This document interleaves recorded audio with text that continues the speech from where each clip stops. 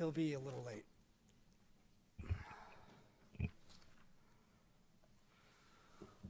Ready? All right. The time is 3:30, so let's go ahead and get the 2026 budget work session started. Melissa, do you want to get roll call going? Yes. Mayor Robert Oxmacher, Mayor Pro Tem Luke Wagner, Here. Councilmember Jeremy Holt, Here. Councilmember Bill Jenkins, Here. Councilmember Lisa Lake. Here. And the mayor did let us know he's on his way. He should be probably here in about 15 minutes. He's finishing his day job. Aaron, do you want to go ahead and kick us off? Yeah, thanks, Luke. I'll get us started. We're going to start this afternoon just running through our agenda for the afternoon.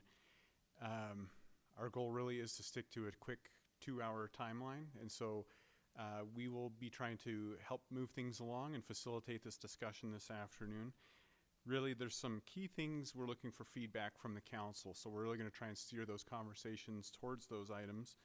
And I'll just make a couple very brief comments before I turn it over to Lisa as we look into this 2026 budget. I will tell you, for the years I've been here, this is probably going to be probably is going to be our tightest budget. We're starting to see some signs of slowing in some of our key economic indicators. For us, primarily that would be the development side of things. So we're seeing some slowing in the residential. I don't think there's necessarily a need for concern. We tend to budget very conservatively, and we do have a balanced 5-year budget to present to you today that will take us through the next 5 years balanced. We're not having to do any kind of draconian cuts or anything of that nature, but we are trying to be, as always, fiscally responsible. I would also just mention and thank our staff. We did come back to the departments and ask them to make some reductions from their initial proposals. And in years gone by, we haven't necessarily had to do that. We also understand that some of the town's expenditures will be based on growth. And so as we see things slow in the community, that might mean that some of our expenditures might slow as well. So there's a little bit of a give and take there.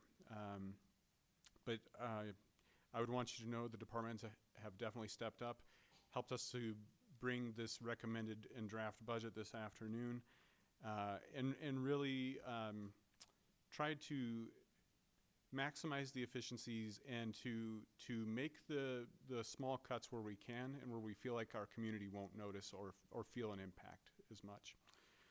Go ahead, next one. I'll just walk you quickly through where we've been, where we are, and where we're going, and then I'll go ahead and pass it off to Lisa, and she'll be able to speak to some of those finer points, some of that slowing we're seeing, and some of those things that really have become the foundation of this year's budget. So, as usual, we started our conversation internally back in June, meeting with department heads to start getting some early conversations going. Things really ramp up in that July timeframe. Lisa takes a look at the revenue and really starts to hone in on those projections, and we started meeting with the departments. And at that point, we asked them for their ideal scenario type budgets, and that's what we've had to ask for a little bit of trimming off of. Takes us into that August and September where we're fine-tuning the meetings with our department heads and starting to get drafts of the budget and revising off of those. And that starts to include our 5-year projections, especially on cash flow. Takes us to where we are now, here in October, with obviously the work session now. As this meeting adjourns and we have the feedback of the council, we'll put that out for public comment through the month. And then as we get into November, as we've done in years previously, we'll have that first reading in our first meeting and first and only meeting of November, and the final adoption happens there in December. So with that, if there's no questions off of just the introduction and timeline, or maybe you have one, Luke, go ahead. Yeah. In this timeline, when is public comment on the budget? I know we've got the public comment, but for our council meetings, is there public comment during this time? Yeah, with it being 2 readings, the public hearing is at the December meeting. Yep. Any other questions before I hand it over to Lisa? Thank you. Good afternoon. Thanks for having me here today. A lot of work went into this, so I just want to touch on some highlights. In the 5-year forecast, based on revenue and expense assumptions, we have a structurally balanced budget through 2030. So what that means is our recurring revenues exceed our recurring expenditures through that 5-year window. We also meet the town policy that maintains a working capital reserve of a minimum of 25% for all 5 years. Some unusual or first-time things that are happening is the GID will issue a mill levy for the first time in 2026 to pay for debt service anticipated to be issued prior to the end of this year, related to repaying the developer. The TDA expires in 2029, so you see assumptions reflected in decreased transfers, retirement of debt, and then increased property tax for the town in year 2030. These assumptions do estimate a $14 million debt issuance in 2027 for infrastructure improvements. We alluded to that in last year's budget, that was a potential, and I think it's likely that we will need to issue that debt in 2027 for infrastructure. Any questions on those highlights? Will we cover the 14 million when we get to the CIP? That will be. Mm-hmm. Thank you. Yep. Lisa, I just have a quick clarification question. When you say property tax, increase in property tax, that is not to the homeowner, is that correct? That's correct. It's just Okay. transferring from the TDA back to the town. Just wanted to make Thank sure you. people heard that. Thank you. General fund revenue. So these are our major revenue sources that fund the general fund. As you can see, our total revenue dips in from 2025 to 2026, a little flat in 27, and then it picks back up in 28, 29, and 30. And that's primarily to building use tax and building permit fees. We're seeing less anticipated building permits for the next year. The other thing I'll highlight is in 2030, you'll see just the change from sales tax transfers to the TDA to direct sales tax to the town. So that's almost a wash, but those two lines show that there's an increase there and a decrease when the TDA expires.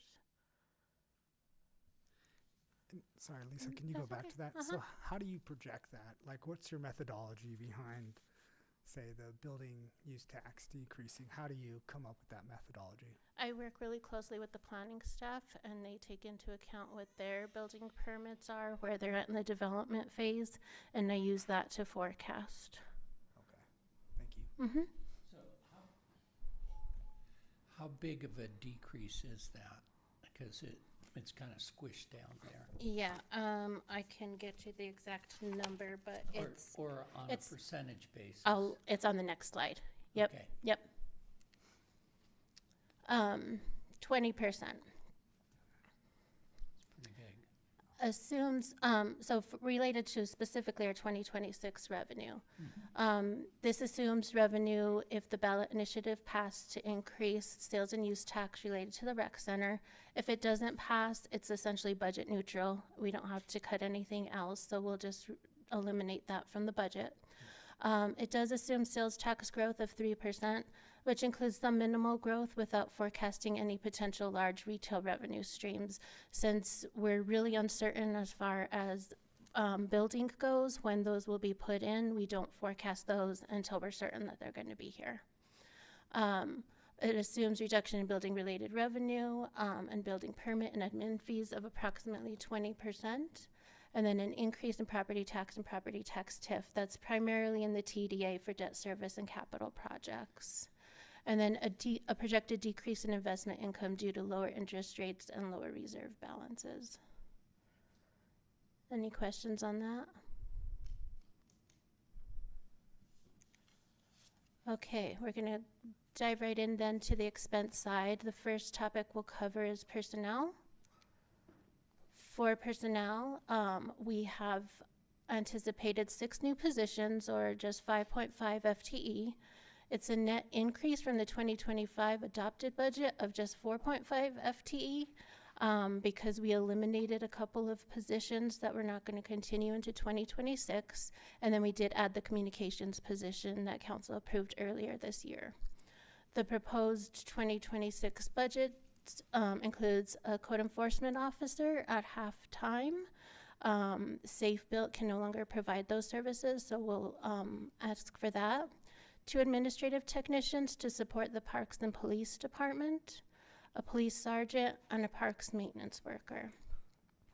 In addition, we're projecting a 4% pay increase, plus additional compensation to address pay equity and compression. When we did the salary study last year, what we ended up having is a lot of compression at the lower end of the pay ranges. And so in order to retain our employees and also hire, we need to bump those individuals up higher into the pay range.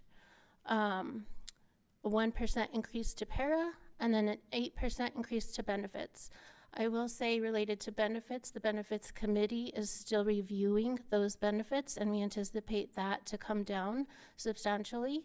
They're evaluating some different options there.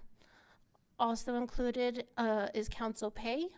We took an average from 10 comparable municipalities, and those are the figures there. Should council want to continue with that, we would come back with an ordinance. And we'd like to do that prior to the election, so if we get consensus one way or the other, we would move forward.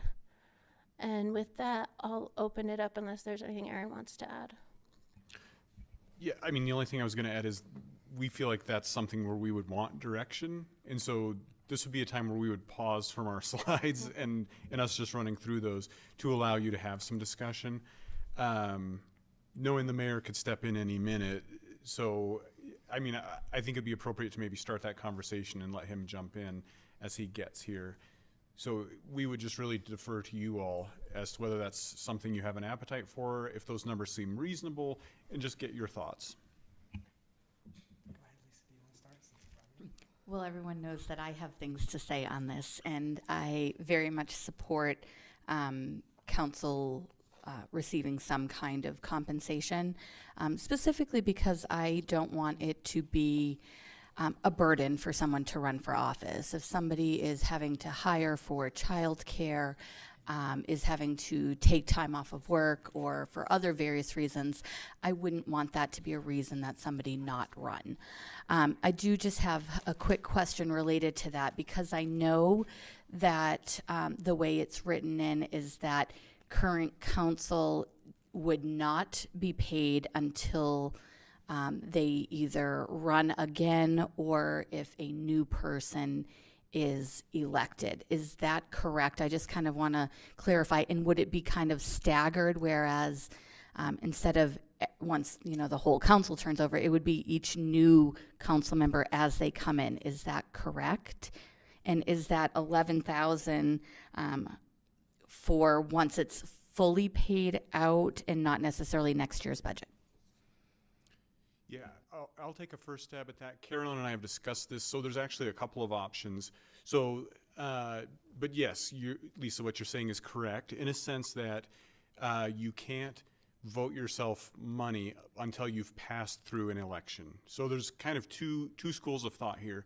We could start paying folks who are elected in April starting next year, so 2 out of 5, and then the other 3 would start collecting after elections in 2028. Or we can pause till 2028 and all 5 could start being paid at that point. So there's kind of 2 schools of thought on that. But the 11,000 anticipates all 5. So we wouldn't necessarily need that in 2026 were you to go that route. So that's part of the discussion for you guys as well. Do you want to do this? How do you want to see the timing happening? Do the numbers seem reasonable? These are kind of the considerations and where the staff could really use that feedback. Can I just ask a quick follow-up? So that means so that if we were to then approve that, the people who are on council, let's say we decided to wait until the whole council was switched over in 2028, us deciding that now would then make it official for that time, even with those new people who were elected, let's say in 26. Is that correct? Yeah, she'll kick me under the table if she needs, but the ordinance would stipulate that. Okay, perfect. Yeah. Thank you.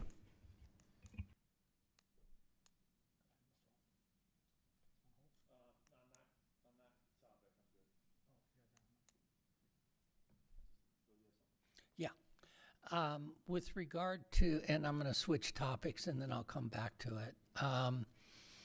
With regard to the communication position added, that's one FTE.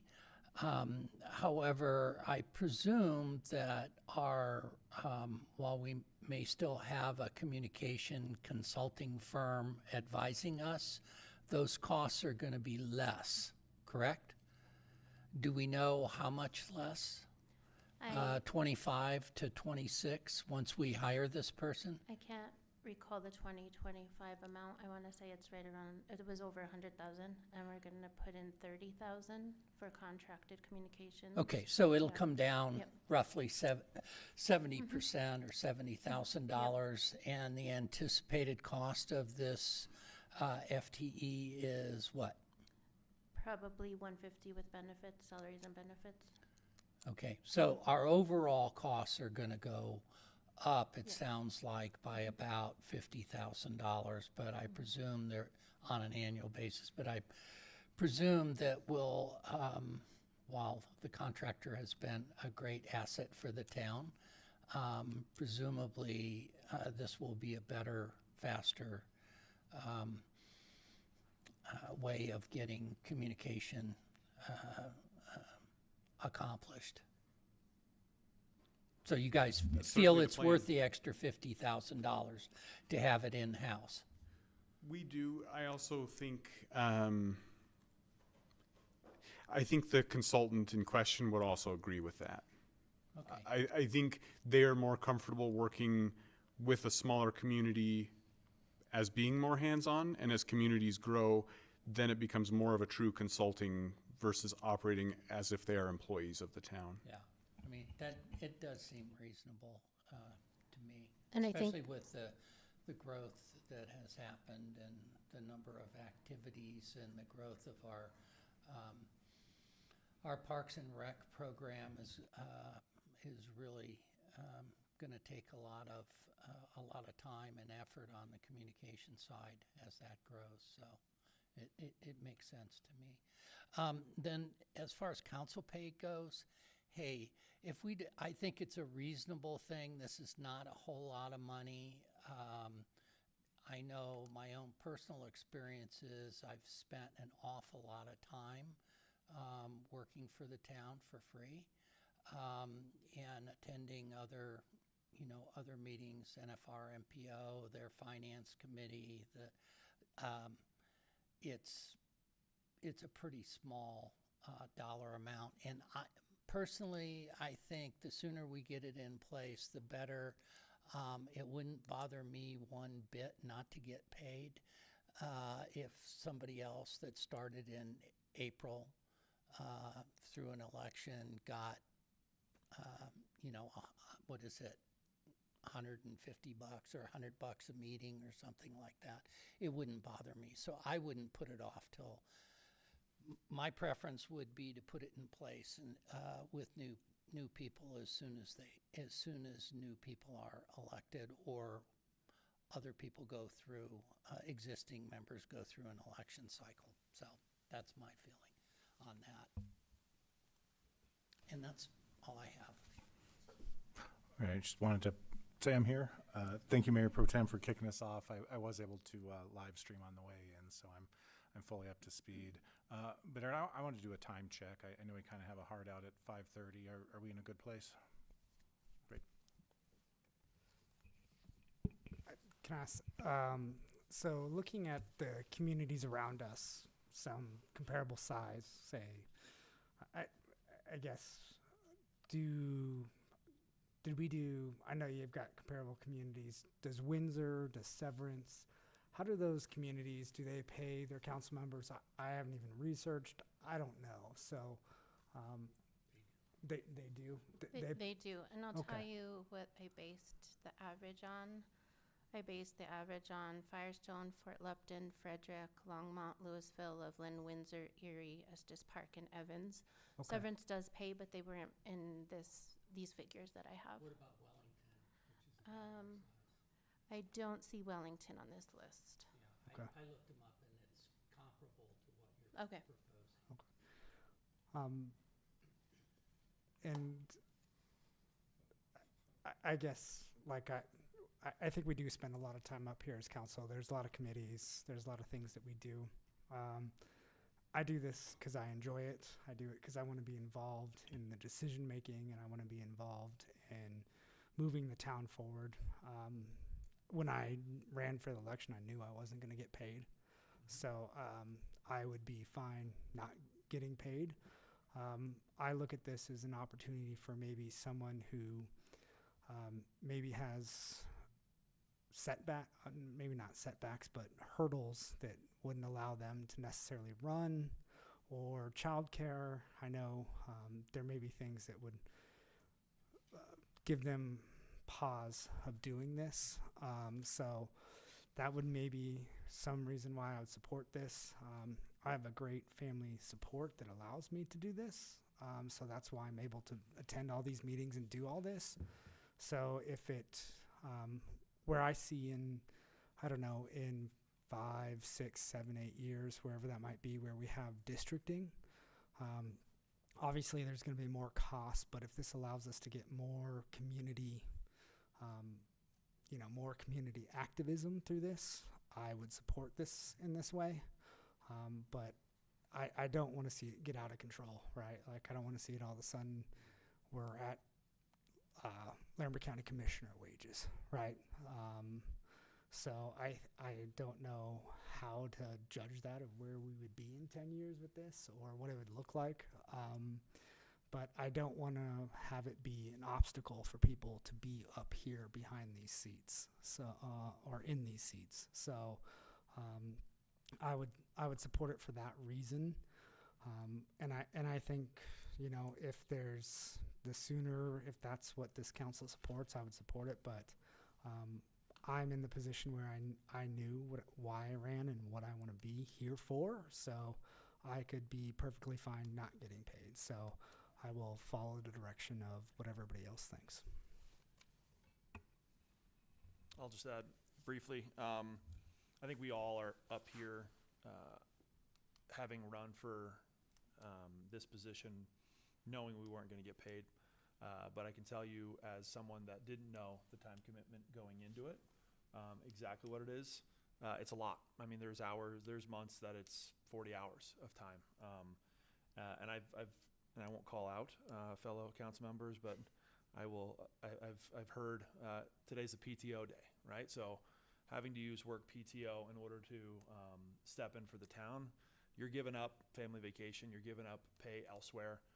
So I think this amount, not necessarily for us, but again, to get the right person in this seat without, skipping potential good meetings or not being able to go explore other communities and do the things that this town lets us do. I think this allows the opportunity to fill the kind of that void, to make sure that when it comes to people being able to run, if they really want one of these seats, that doesn't get in the way. So I'm in support of it.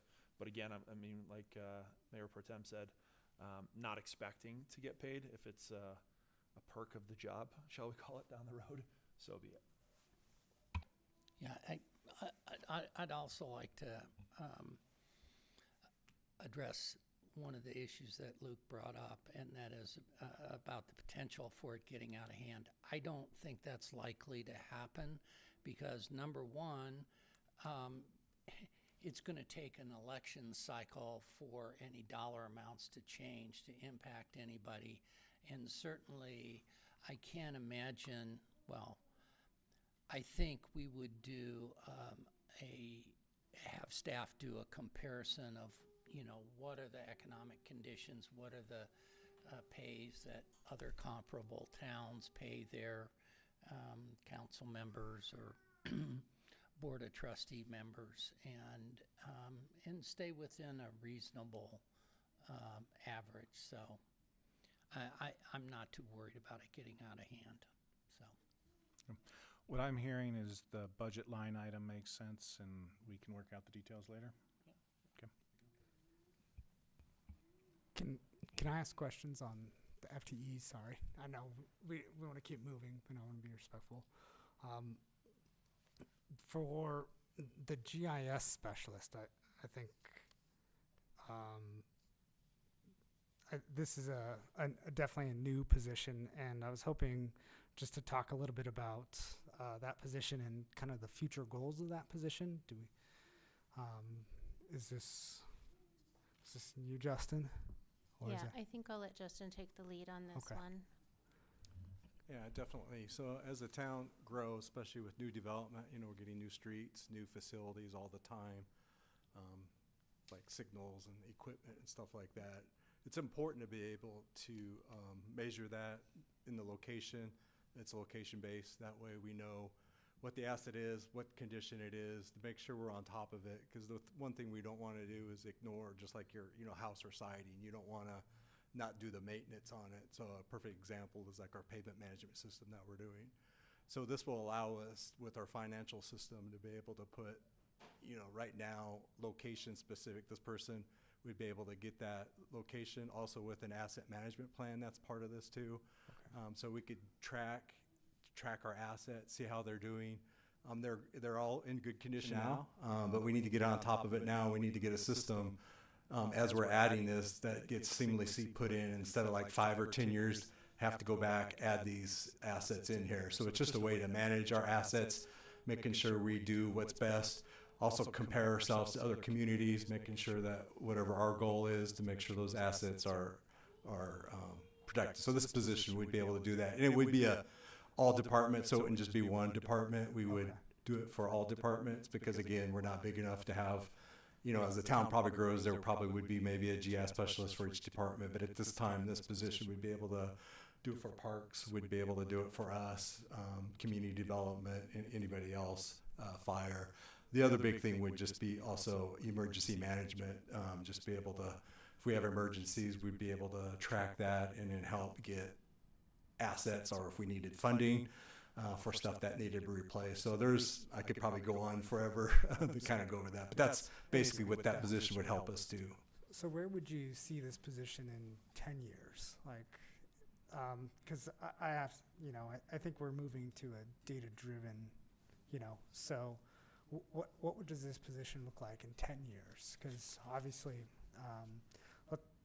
GIS, and I know very little, so please excuse my lack of knowledge. So what does this look like in 10 years? Is this still maybe a GIS specialist? Does this data adapt? Does it change? Like, how does this role continue to develop with as data changes? How do you see this position in 10 years? Yeah, at first we just need somebody to be able to be what's called more of an architect to help build the system. So it'd be kind of more of a manager, but we would look for a position that not only did that, but they would also do a lot of the stuff that what a tech would do. So it'd be like a combination. They would be, you know, be able to architect, be able to build the system, but also to set up. And the idea would be to set it up so it's automated through our processes. So when we go change a sign out, we have a tablet or something like that, and it gets done. We just need somebody to help architect to be able to do that. I foresee this probably the same position. They may need other people as we grow, so they would probably still be the architect and the manager because, you know, things evolve, technology evolves, so they would be continuously making sure we're up to speed on the latest technology and, you know, making sure that we're So you doing don't what we see need. technology outgrowing this position? It'll continue. Oh yeah, as you know, technology. We think we're always at the end of the curve, but it just never fails that new technology comes out to make us be able to do better things, and we want to be innovative at a way that makes sense for the community to be able to, like for instance, safety.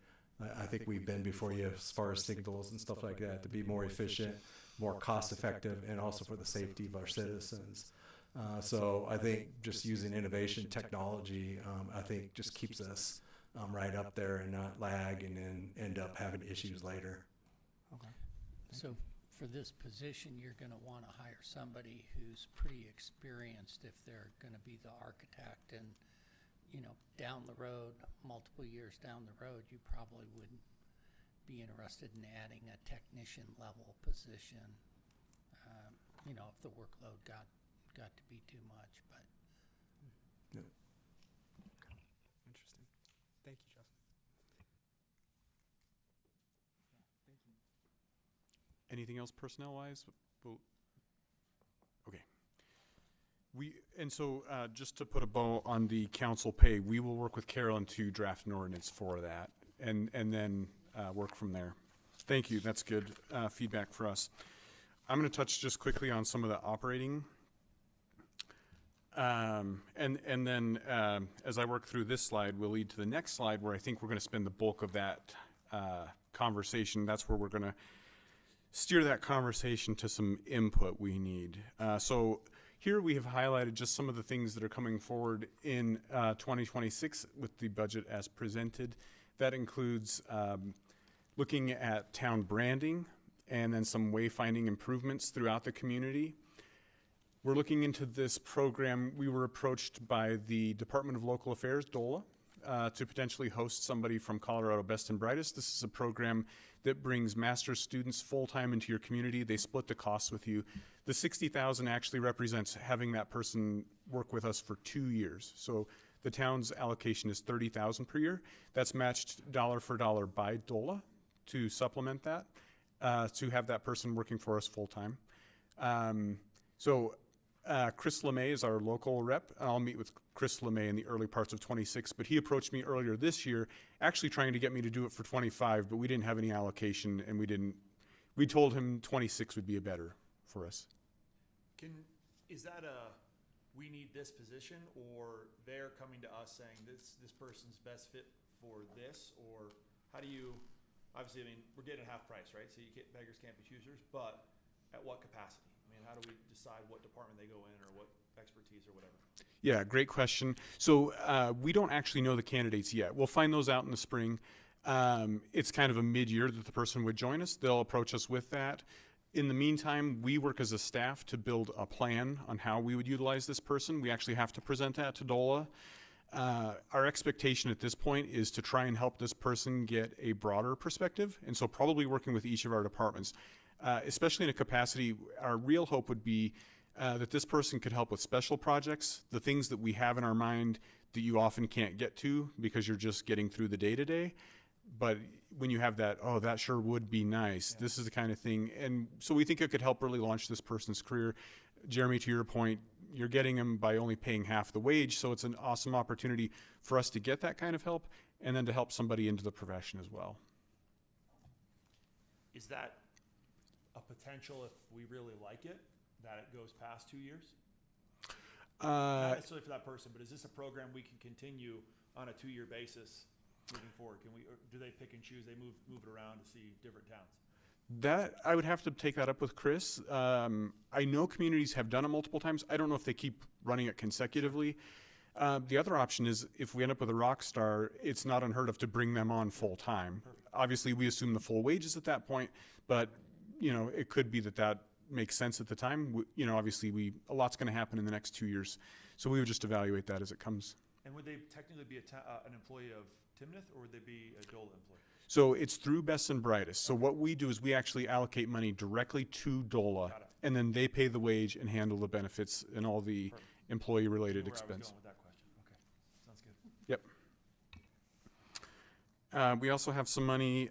It's actually funded by a federal grant for our safety action plan.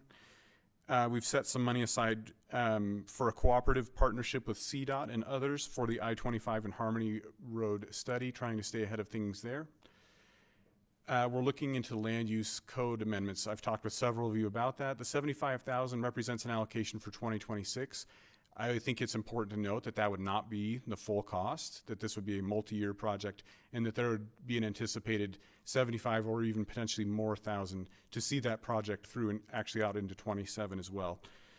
And then we've also looked at having $50,000 for continued consulting and support with regards to our emergency management. And so those are some highlights of some of the things we're looking into in 2026. If there are no questions on those, we're going to turn the table and start asking you guys some questions, starting with our next slide. Can we go back one? Yeah. The I-25 and Harmony Road, right? I've always been of the belief that's a more CDOT too. I mean, $400,000 seems like a lot on our end. Is it in conjunction with? Are they chipping in? Are they paying a bulk of it? I mean, They are. I'm gonna let Justin handle the Yeah, specifics so, here. So I'll start, then I'll have the expert in the room if Got it. I get too deep. So basically, it would be a study that we would do, and thanks to Bill, we got this on the list. When they did the I-25, they've done a lot of the interchanges. Yeah. Priority list. We managed to get this study scored. I believe it was either the highest or second highest of all of the projects Cool. that were listed. And generally, I know the study that was done for Highway 14 safety, which is, I believe, going into a design phase, which is the next step, was $1 million for the first part. So 400,000 is about 40% probably of the overall costs. And the other entities involved would be Fort Collins and CDOT, I believe. Yeah, that's correct. So we would come back.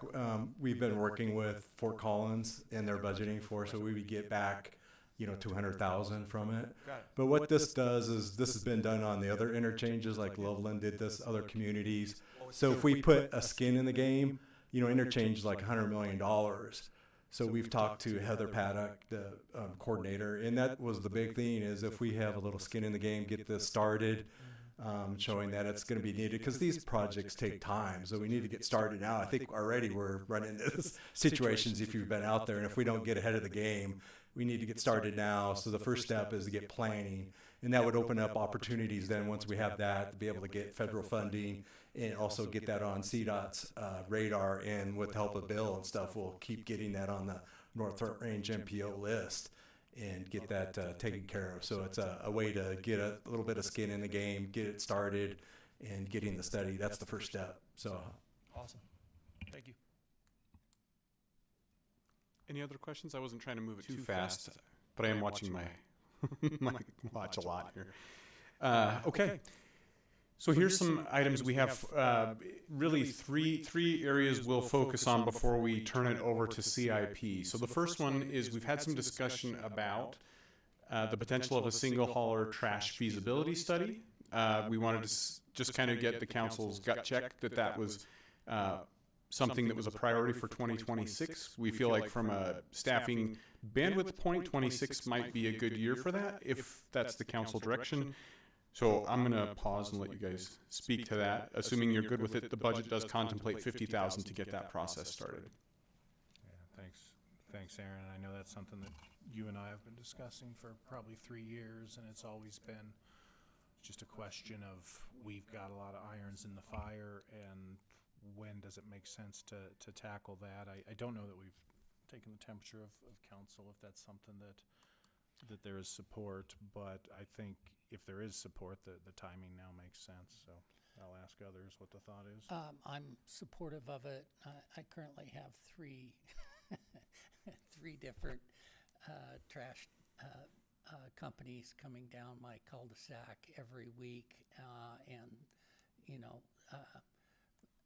at least two of them come down twice because they get both garbage and recyclables, and the third one comes down 3 times because they get the yard waste. So it's an awful lot of heavy garbage truck traffic on our street. So I'm definitely interested in seeing if a single hauler would make sense for the community, would be cost effective, and also reduce the wear and tear on our roadways.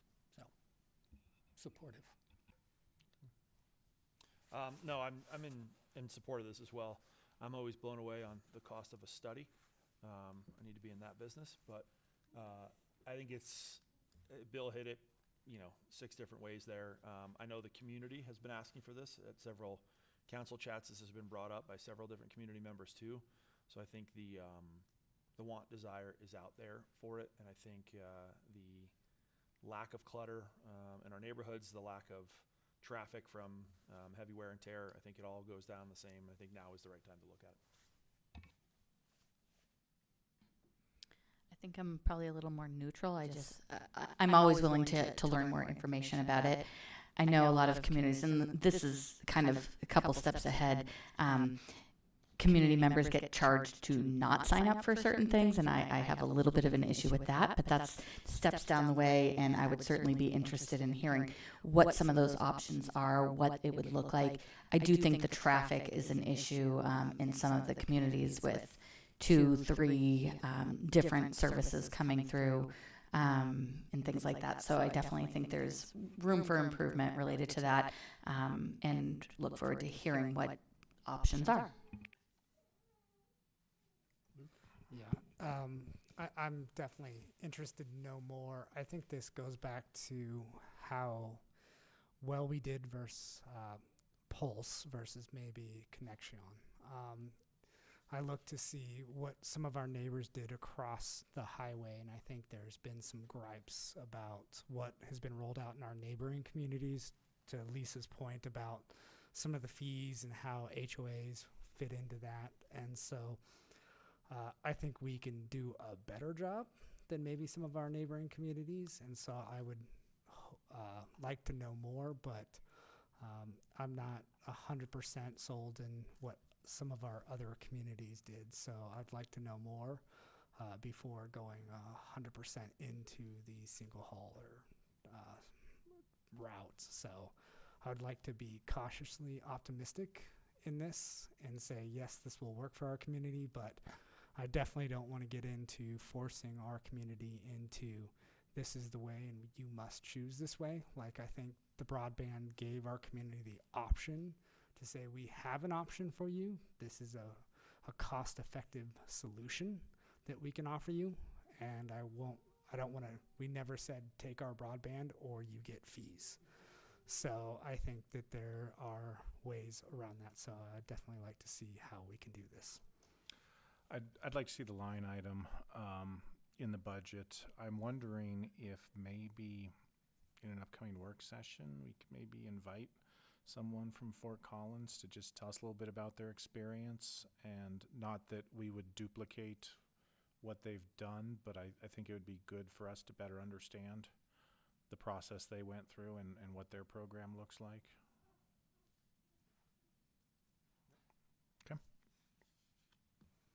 Okay, it sounds like there is an appetite to at least have that money to start that study and pursue that. I did make a note to potentially invite Fort Collins to a future work session as well. Great. Next topic up, economic development. We put a lot of different scenarios out, so we rest now on, here's our staff recommendation. So we have 100,000 earmarked for incentives. 50,000 that would go to our Main Street program, a combined 60,000 for some work that will continue through Old Town especially, and to prepare some properties, talking about the Artisan property, the eventual hopeful site of our rec center. And then within his budget, Scott earmarked 20,000 to help carry out. So at this point, it's I think good to point out that the comprehensive plan has an additional component with Barry done to do an economic development analysis as part of that comprehensive plan. We anticipate getting those results middle of 2026. So from our standpoint, we don't think there will probably be large expenditures until that work is completed, and that we have a little more to go from a strategic standpoint. And so based on that, we thought these would be good and sufficient numbers to get us through 2026. Can I start? Can I kick off? So last night, Bill and I were at the Main Street meeting, and so before we jump into 2026, one thing I'd like to ask first is, have we spent, Lisa, do you know how much we spent in 2025 on economic development? And while you're looking that up, Lisa, if you need a moment, I'd like to start this conversation with saying I was really impressed with the board last night. I encourage the community to come to those meetings. This is a really high functioning board. I know Councilman Holt, you're in those meetings all the time. And going through this meeting last night, and Bill, I'll have you jump in here too, is they're doing great work, and they're moving forward quickly, and they're moving towards goals that I think the community is really pushing forward. And so knowing if we've spent any of the money that we've set aside for 2025, what I would like to throw out to this council is, I know we put some budget forward for them this year. I think it was 15,000 that we put forward for them this year. Is that correct, Lisa? Okay. Yes. I would like to see if I could throw out to this council if we could maybe put some more money forward to that Main Street program if we haven't spent all of our money, which I don't think we have. I kind of think that they're doing a lot of work and they need some marketing money. So I'd like to put that out to this council. And I have a number in my head. I think possibly 7,500 to 10,000 would be nice. That way they could brand themselves. They're already volunteering at booths. They're starting their surveys, and they're going to need some money to really go out there and continue forward. So before we get into 2026, I was wondering if council would like to discuss this. Councilman Jenkins, anything to add to that? Yeah, I concur. The board is a really solid board, very professional. And I think they could use some additional funding in 2025. There's a lot that needs to get done in terms of a branding website, and more work with their surveys. But some of it is definitely going to take some cash to be able to do it, and the sooner the better. So I'm in support of that. I'd be in favor of a nice round number like 10K. I do have some other comments with regard to, I'd like to know how much of the economic incentives in 2025, we had 100,000, how much have we spent?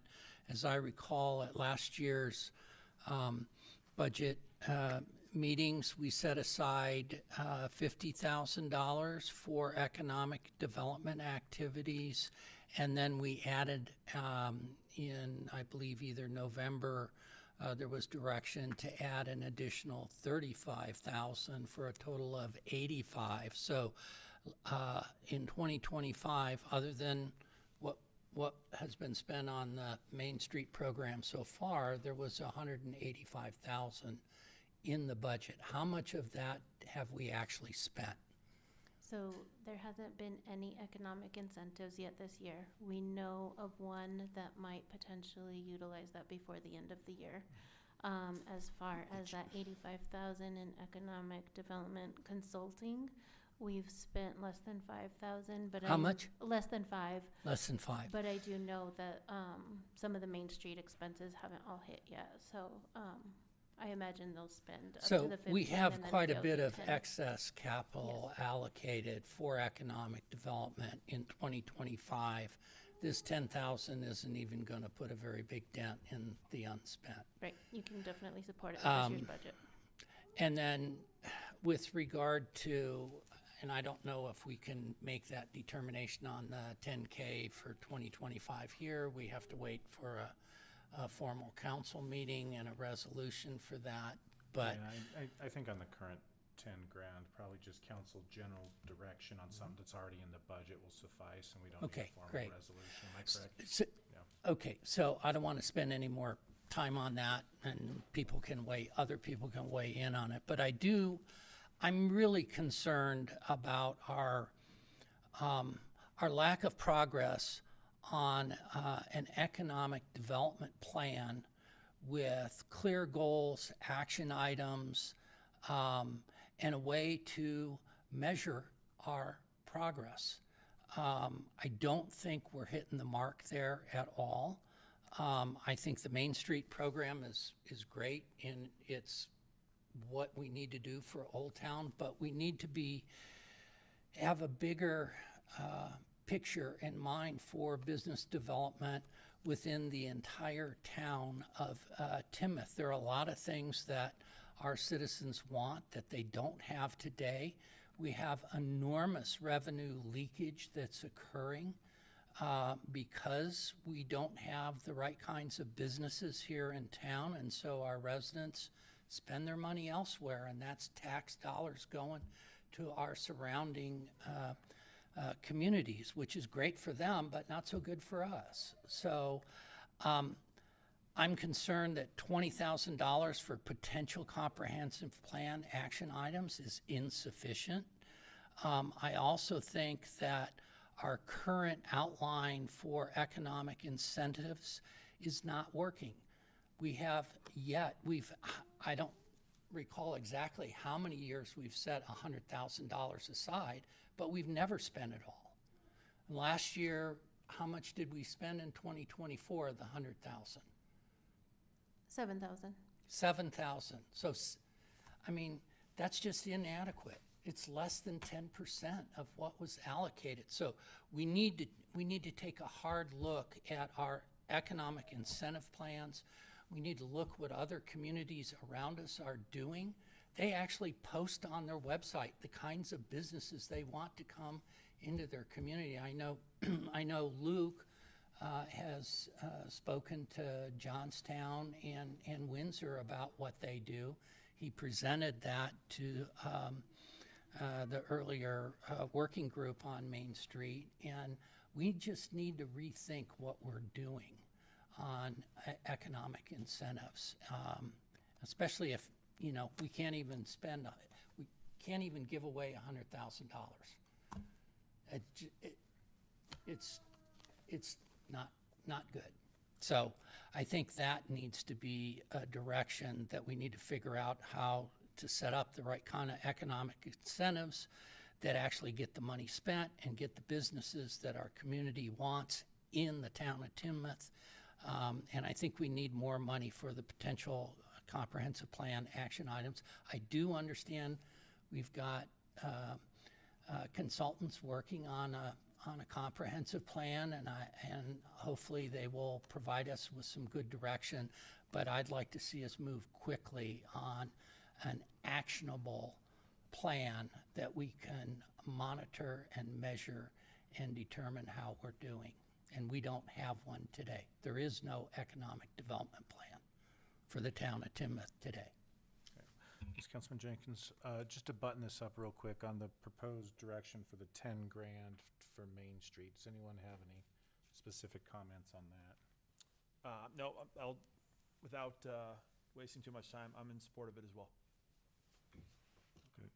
I am also, you know what we asked them, and this is how we framed the $50,000 for next year, is that's matching money. Show us that you're doing good things. We'll support you. And it sounds like they're doing exactly what we asked them to do. So, yeah, let's see if we can help them out with 10 grand to kick off this branding campaign.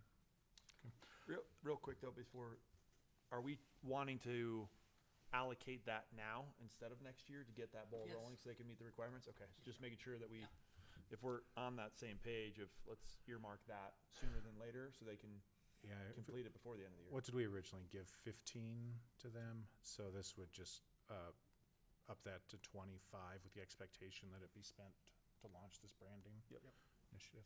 Okay.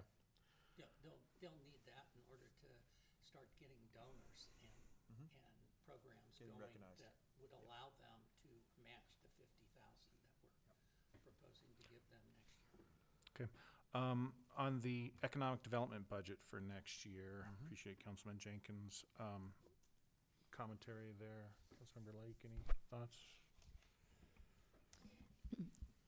I agree that it seems it's interesting that $100,000 hasn't been distributed to businesses or things like that.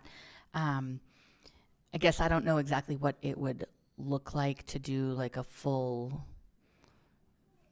plan related to that. So I would probably need a little bit more to know what that would look like, but I'm in support of definitely looking at what some of those options are. Yeah, I mean, I look at it a couple different ways. We don't need to give away $100,000 just to give it away. But if people don't know how to use it, and if it's not an attraction tool that we set it aside for, then it's not working. So I think whether that is an economic development manager, whether that's a true program, I'm not wanting to spend $100,000 on a study to tell us that we need to just go hire someone. So I think maybe it's a personnel reason, maybe it's more targeted on an exact set plan. The town's got a lot going on, and the next big piece to fulfill the needs of our neighbors and citizens and people that live here is the amenities that, in regards to restaurants and retail and grocery and all the other things. So I would like to see that money used. I understand from Aaron's comments in the beginning that it'll be a tight budget year, so I don't want to just keep piling things on. But if it's something that we've earmarked and never used, let's put it to work, and let's see what incentives that we get as a community out of it. Mayor Pro Tem. Aaron, can you maybe go back a slide? So we've got $150,000 for branding and wayfinding. Can you describe what branding is? And I want to ask this question: is this the town of Timnath branding that we're talking about? Okay, so I guess for me, in this, I don't want to bring in an FTE without having a vision. Is really what I'm looking for, right? Like when I asked Justin about, tell me about a GIS position, there's a vision for it. And so I think what I'd be worried about first is an FTE without a vision. And I think, to Bill's point, I see our communities around us with an economic development position. And when we were out at our elected officials meeting, two of those economic development people, two of them were under the 40 under 40 recently. And they're recognized in the community. So I think there's definitely the community sees the need for them. There are people out there doing their jobs.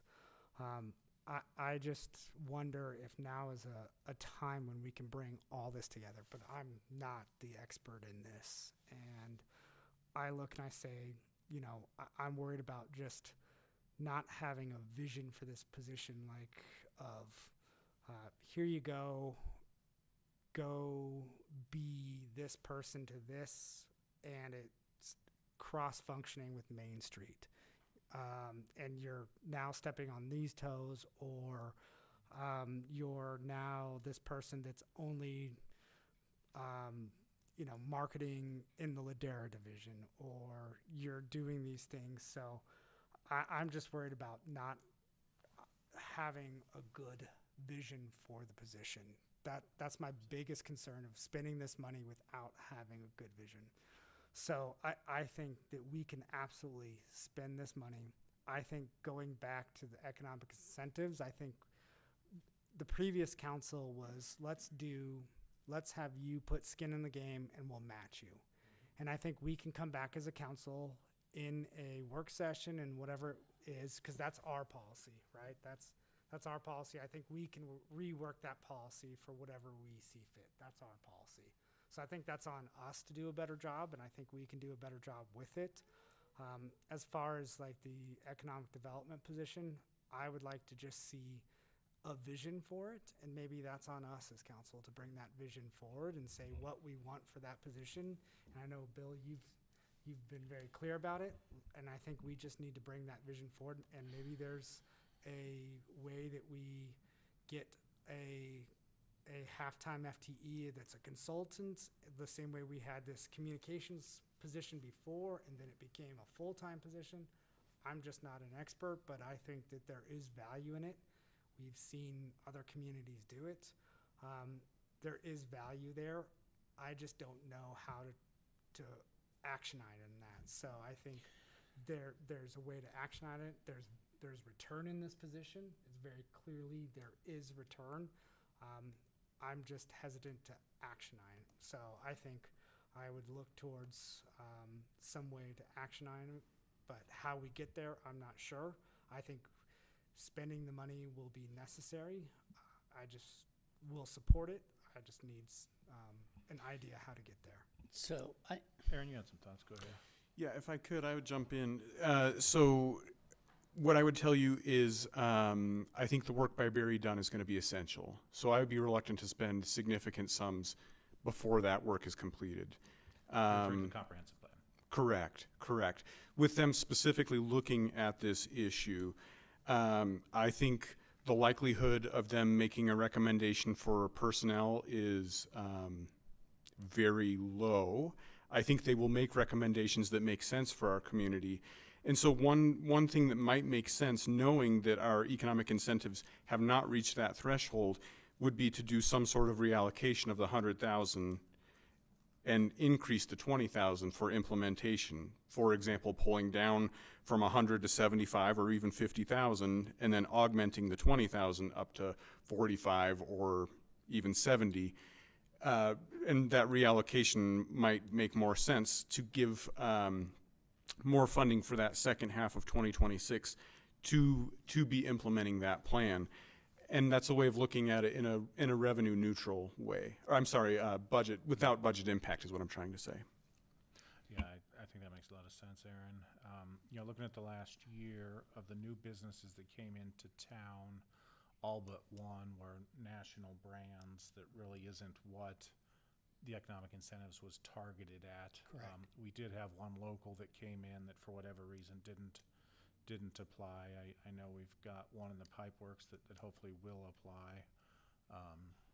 But yeah, I would support the idea of maybe backing that off to 50 or 60,000 and putting that into more what Luke's talking about. And if I could, I'd jump in just for one more quick second. We can always look at that policy. Now, what I want to tell you is that's not a very old policy, but we've had significant political change since it was implemented. Right. And so what worked for one council doesn't necessarily work for another. So from a staff perspective, we're not generally looking at policies that are 2, 3, 4 years old and saying, why don't we just completely reinvent that? But when a change in political direction happens, that can become appropriate. So we continue to work on that behind the scenes and present a new offering there. But in the short term, that would be my recommendation. I'm not trying to put words in anyone's mouths, but if the direction is given that the incentives, again, drops by 25 or even 50, we can put that towards the implementation, and I think it gives us a little more firepower when we have that plan. And I think it speaks right to Luke's comment. Instead of ready, fire, aim, we're gonna aim before we fire. Yeah, and I don't know, excuse me, I don't know that we need a full-time person for economic development. That's not my point. My point is that we allocated $50,000 and then added another potential 35. My expectation was that we were going to hire a consultant sometime in 2025 that would help develop a economic development plan. I understand the comprehensive plan has come up, and we're already getting experts helping us with the overall comprehensive plan. That makes sense to have their national expertise in helping do an analysis there and give us some advice. I'm okay with that. But once we have that in hand, I think we need to move quickly with a solid economic development plan. So to your point, Aaron, I think it makes a lot of sense to take 50,000 out of the economic incentives and put them over in to the potential comprehensive plan action items. And my expectation would be by the end of 2026, we have a true plan, economic development plan with goals, action items that we can measure, and whether or not that includes, hiring a consultant to help us implement the plan is, subject of further conversation down the road, but I'd like to see more money put into developing a plan. I just don't think you're going to get anywhere with $20,000. Are folks supportive of moving that 50,000?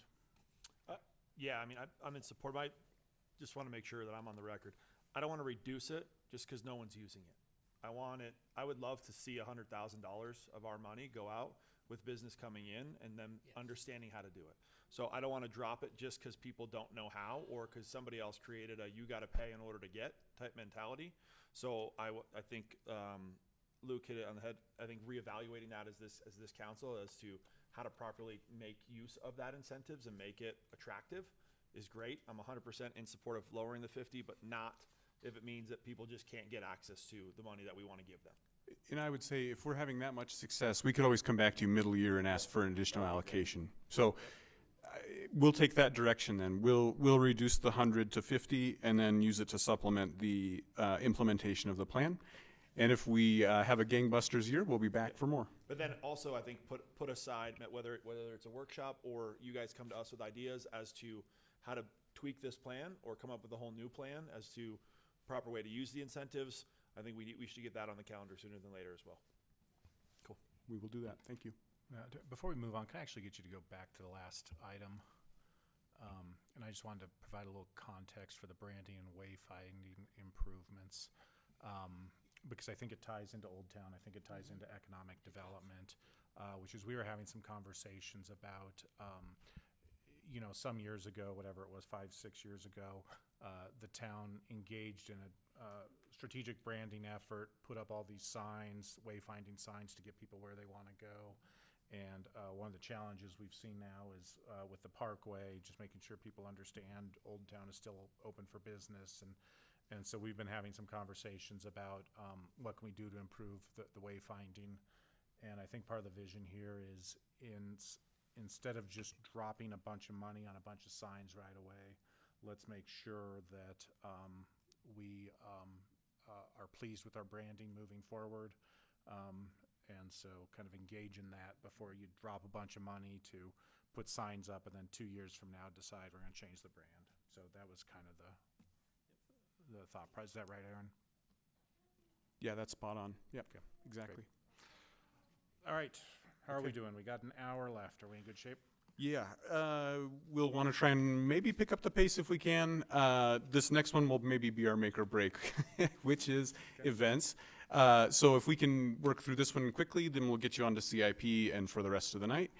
CIP is probably willing to condense their presentation a little, but at the same time, we would try and work through events as efficiently as possible. Yeah, yeah. So what we have in front of you would be events. Now, I will note, as noted there at the top of the slide, this excludes personnel, insurance, and some other operating costs, but these are some rough costs. I would, just in round numbers, tell you that if those costs are plugged back in, we have a budget that's rubbing up against about $1 million.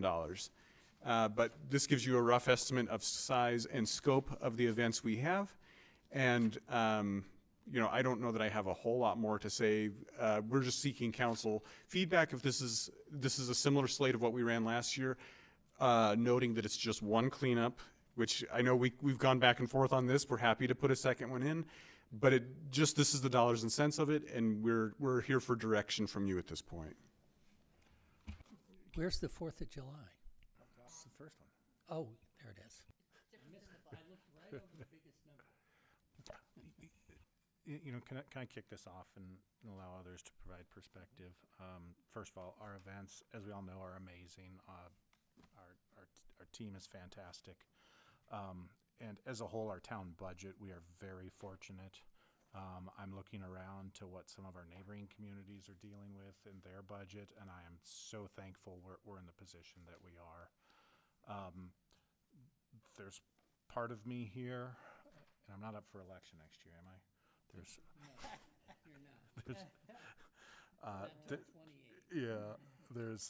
there's a part of me that says we need to be the responsible adult in the room. We need to look at where we're spending our money, and I think events at the level that we've supported them, have been a luxury. And as we prepare for what could be a challenging year, depending on what goes on with the economy and surrounding jurisdictions, this is one place that if we have to have tough conversations, I think it's one to maybe talk about a slight reduction in. So that's where I'm at, but I'll open it up to others. I think, and I saw some head nodding when you said it's a pure luxury, right? I mean, it's a pure luxury for the town. It's also what attracts people. I think some of our events have more people or very close that attend to the number of residents. And we all know not every single one of our residents comes. So that means everybody's coming from far and near, to our events, because our events team is the best.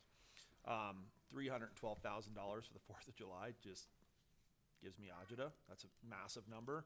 It's also one of the best 4th of July's most sought after, events, if the weather holds. So that being said, there are other towns that have ample amount of events, whether it be Taste of Fort Collins or where you can't even get in the perimeter unless you pay. And then you got to pay for the food, and then you got to pay for all the rest of it. So there are other alternatives. I don't know another town that's giving away this type of luxury as we are. So is there a happy medium? I think, I don't think we do away with any of these. Do we shrink them down? Do we find a way to, make it for Timnath residents and for those that are out of, I don't even know how you police that, but I think this is an absolute, one of the best parts about our town, but also one of the most costly parts that more than just our town is taking advantage of. So, I mean, I'm of support of finding a happy medium there, but without reducing any of this, because I think these are all awesome. So I always love going to our events. I would love to see them stay in here. It'll be interesting. I'd like for, as far as the cleanup day, I know we brought back 2 because we were getting community feedback. I know that's coming up this month. I don't remember the date, but it's this month. And so I would love to see if we get a lot of people at that one. We also got a lot of people in the spring. So if that's the case, I would possibly like to keep 2 of those events on there. Also, in case some people don't remember, the Fall Festival, before it was called Fall Festival, actually did charge to get into the Fall Festival. You paid an entry fee at the time. This is when it was in Old Town on Main Street. You paid an entry fee. You did get food and drink when you went in. I don't remember what the entry fee was. It was relatively inexpensive, and it was still a popular event. I'm not saying that we need to start charging for our events, but that is something that has been done in the past, and I still went to those events when there was a fee. So I don't know if that's something we want to look at in the future. I'm not for or against it at this point, but I do think that's something that we could look at. And then again, just the spring fall cleanup. If this year is popular, then I feel like we should put it back on for next year. Councilmember Jenkins? Yeah, I mean, these events have been popular, and it's a good opportunity for the town to get together and feel like a real community with their neighbors. So I would like to keep all of the events. I think there are things that we could do to trim costs. I know Johnstown mayor told me that they that I think this was a couple years ago that they did a drone show that was probably 30% of the cost of fireworks and was very popular. Anyways, without getting into details of where we could save money, I don't want to give up these events. I think they're important for the community to build community spirit. I think it's up to staff to kind of look at how maybe we could do things a little less expensively. What's nice is the budget hasn't grown. In the past, the previous years, it's gone up every year, and this year it didn't. It hasn't gone up from last year or the year before. So, yeah, I'm in favor of keeping the events. Well, just because I wasn't proposing killing the events, I was just looking at whether or not this budget number should stay level, go down a bit, or go up a bit.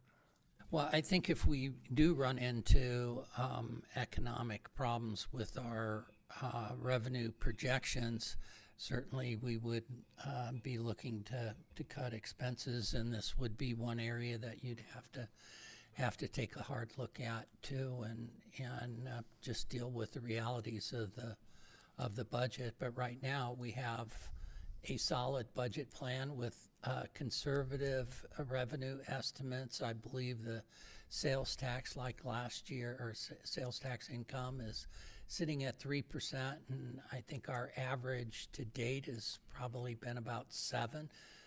Maybe it'll go down a little bit depending on economic conditions, but we're still on the positive side of the revenue projections for 25. And as the mayor pointed out, many communities around us are not on the positive side of sales tax revenue projections. Just so we all know, the mayor is the Grinch. So just so we're throwing it out there. Yeah, gosh. Yeah, I moved here because of the events. I still continue to support it. I look at the cleanup days, and there is an overwhelming use of that. Cars are lined up starting at 7 a.m. I'm looking at you, Phil. I'm going to beat you this year to line up for that. But, you know, I think if we're going to look at reductions, I would want community feedback for where the biggest bang for the buck is, because I think that there's opportunity for community feedback. Where do we see that? Like if we get in hard times, I would just want community feedback. There's ones that I love. There's ones that are close to what I love. I know we have an aging community, right? Our neighborhoods are aging. There's different things. I appreciated that we had moving the park at Wild Wing. So maybe we're shifting where our community has these things. So I think before making these decisions, I would want feedback on that. Yeah, I mean, there are some other opportunities here if we think about it. So, for example, if we're talking about businesses coming into Timnath, maybe there's some opportunity for sponsorships where they help pay for some of the costs, but they get to be there with a booth or something like that to help offset. So we could partner with maybe some of our businesses, and particularly as the business community grows and some of these big box stores that are coming in, they have community interest and a willingness to give back to the community that they locate in. So that may be an opportunity down the road for us to partner with some of the businesses. Tom, here. So Yep. let me just cut in here real quick. So the 4th of July did see an increase of $30,000 because of tariffs that may or may not be realized when it comes to this. So this is keeping pretty much everything the same. We cut back on some of the handouts that we give to the Citizens Academy. We had some extra things we wanted to do since it's going to be the 250th anniversary that we pulled back on, plus the amount of handouts that we gave out at the 4th of July has been pulled back. But the thing is, we're going to have to keep watering down the events where we saw the spring and fall cleanup as a redundant. We're doing it twice. Where do we want to start watering down our main events? So an option is sponsorships where if you guys would be okay, and I know that has not always been, I've been told the history is of sponsorships hasn't been, and we're not looking at nickel and diming everything, but we could, with council's blessing, we would be able to go after title events. So one sponsor per event potentially to offset some of this. But adding that 30,000 that may or may not be realized, we were looking at roughly $60,000 to cut from the special event budget based off of the direction that we were given Parks and Rec Department wide. That was the special event cut. So 30,000 may or may not be realized of these cuts. If it doesn't become realized, we could, but we felt that it was best to eliminate a redundant event. I know it's a community desire, but since we already offered one, do we want to water down what we have and diminish the value of our current events versus taking away an event that we already offer once? So that's kind of where we're at. We could do other things. We could shorten the fireworks show. We've looked at drones. Drones are 2D or 1D. In order to get a 3D, so it's panoramic all the way around, we're not going to be seeing much savings by going with a drone show. So we've done our research on the drones as well. So those are kind of the things I wanted to say. Like I said, I think maybe our easiest option at this point would maybe to look to get some title sponsors for our main events. But that's the decision that went behind where we got, how we went to reduce one. So Before we talk about sponsorships, I just want to say one more thing. Our events are how we get a lot of community feedback too. So I just don't want to go all the way out on some of them. So I'll stop talking and you guys can talk. Other thoughts? Well, and I think as far as sponsorships go, I know in the past Costco had donated ice cream at some event for us, so I know that had taken place before. I know we've gotten like donation-wise some things, so I definitely think that's something we could look into for some of these events. Particularly, even if it's just a couple of the smaller ones, that kind of, I mean, Ice Cream Social is $50,000. I know that's not all on ice cream, but like if we could get somebody to sponsor a piece of that, that would be helpful, or, you know. I'm definitely in favor of looking at the possibility of sponsorships. I think that could help us a lot and help the businesses too. So if I could jump in, if we're able to realize some sponsorships that help offset it, would there be an appetite to have a fall cleanup if we find a comparable amount in contributions? I feel like if that's the direction, we could probably, that's enough to go on. If the council's supportive of that. I'm seeing a lot of nodding. Yeah, I mean, let's see what the turnout is here in 10 days, but if it's Yeah. like what we usually get, I think it's going to be very popular. And, yeah, I think that, There's real benefit from that Oh, too, yeah. because we get a lot of junk that gets out of town that yeah. And the general sense I get is we're open to sponsorships, especially if they're local. There's a local connection. So yeah, let's investigate that. And then I think, as always, the more we can gather data, to Luke's point, in terms of if our community had to prioritize these events, which ones rank highly and which ones are they maybe not as invested in, if we have to in the future look at where we're spending our money. I do agree with your point that what doesn't make sense is just to water down everything by 20%. You know, it's almost better to eliminate one event and do the rest of them well than to have mediocre events. Yeah, and I'm also very interested to see what comes out of the Main Street Board as well. So maybe there's opportunity to reduce some of our events because the Main Street Board has some of their events going. So we don't need an event every weekend. Well, that gives us good direction for 26, and we end up talking about this every budget year, so I'm sure we'll be back this time next year. So with that, we'll transition to the capital improvement program. For the sake of time, what we might do staff-wise is just maybe highlight where we've seen the most change and then allow you guys questions on anything that's not covered, or obviously the things that are covered too. But if we don't cover something, please feel free to ask about it. But I would ask maybe we start with where we're seeing movement and where we feel like we've had change versus what you saw last year, just for the interests of time. Yeah, I'll just give a quick highlight. Actually, we'll just jump into the park, so we'll just skip kind of the introduction. So we'll go ahead and go with parks, and then we'll follow up with ours. So with the capital projects, what we're looking at is we went ahead and put in what the projected expenditures would be if the rec center is to come to fruition.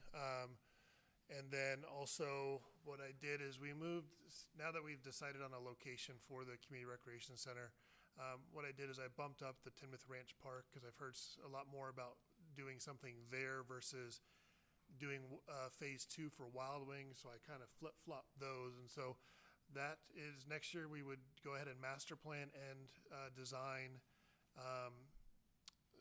Peanut Park, and then actually go into construction in 2027. So another thing we were looking at doing is we have another section of trail that we would like to build next year, which would basically take us from Bus Grove to the event space, and then also on top of the dam over to the current, where we'll be finishing up the trail here in a couple weeks. So those are the big ones. And then the one thing I wanted to point out, at Timnath Community Park, we need to redo the entranceway. Those grasses are a safety issue and they're too tall.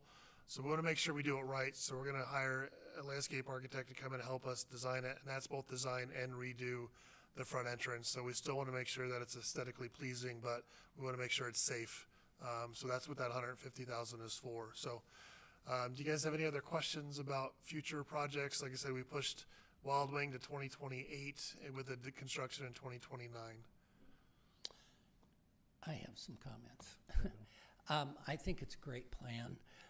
The one piece that concerns me, and it's bothered me for a while, is the open space acquisition.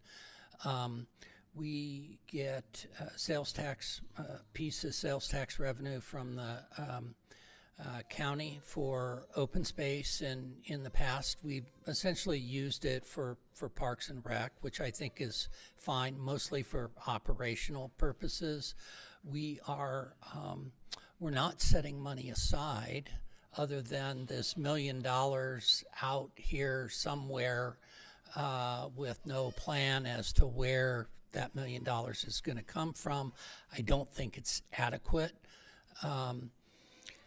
So I'm wondering if there isn't some way, for example, if we have a conservative budget with a 3% sales tax revenue, and we come in on budget and our sales tax revenue exceeds 3%, could we take a portion of that, instead of just rolling it into next year's general fund, could we actually set up a fund for open space acquisition that's earmarked for acquisition and build it up over time? Because you're never going to know when an opportunity hits for a property acquisition. I know Windsor just spent a fairly significant sum of money acquiring a large open space parcel. And I realize they have a bigger budget and more people, but it was still pretty significant, and they had money set aside for open space acquisition, and we don't. So I'd like to see us come up with some sort of a plan where we're over time building up money for open space. Yeah, and so we hear you, and we heard the community as well. And so we do plan on 2027 doing an open space master plan. We don't have a plan currently, and so when we're looking at the budgeting, some of the through the master plan, one of the top priority was the rec center. The second one is north-south trail connectivity. So we're trying to address those, but there's capacity and bandwidth that the Parks and Rec department will be able to do. So we looked at budgeting for a open space master plan in 2027. In order to come up with that plan, to figure out the funding sources, to figure out a strategy, And then also making sure that we're, where this open space is, where's the town priorities, whether it's the Poudre River or Poudre corridor versus just general opportunities as they present themselves. So, I hear you. It's in the master plan, and we were doing 2027. Lisa can speak to maybe tucking money away, but until I have a plan, Right. No, I appreciate your position on this. It makes sense, but I'd also like to see us start tucking some money away to help you out, once you have a plan in place. Yeah. When But- opportunity, presents itself, I'd like to be able to act on it. Thoughts over here? Mayor Pro Tem?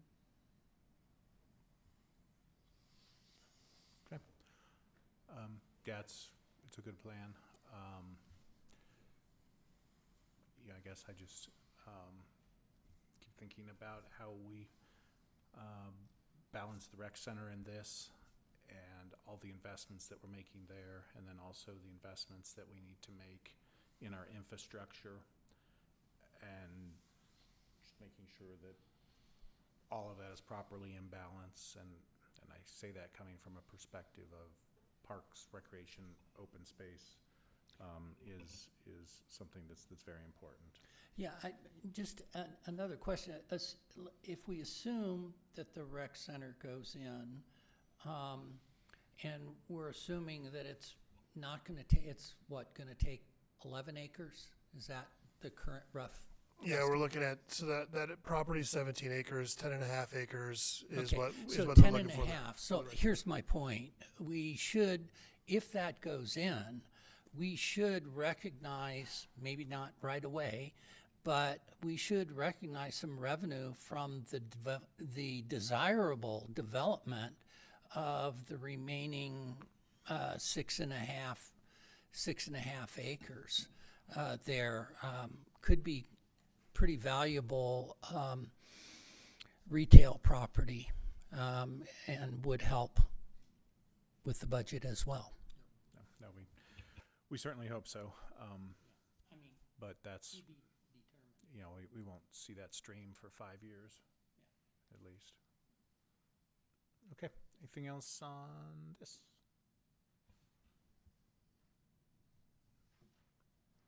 Yeah, so I'll have Earl come and do the stormwater, utilities and facilities, and then after that, Kim will do the transportation items.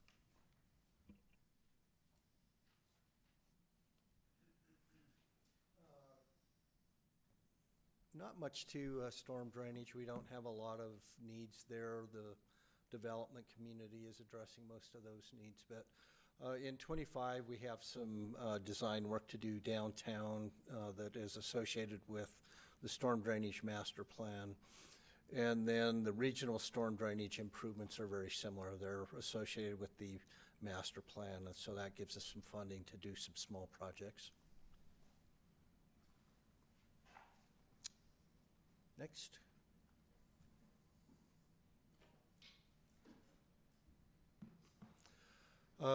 Buildings and facilities. So the top three projects are this building, the police department, and Goodman.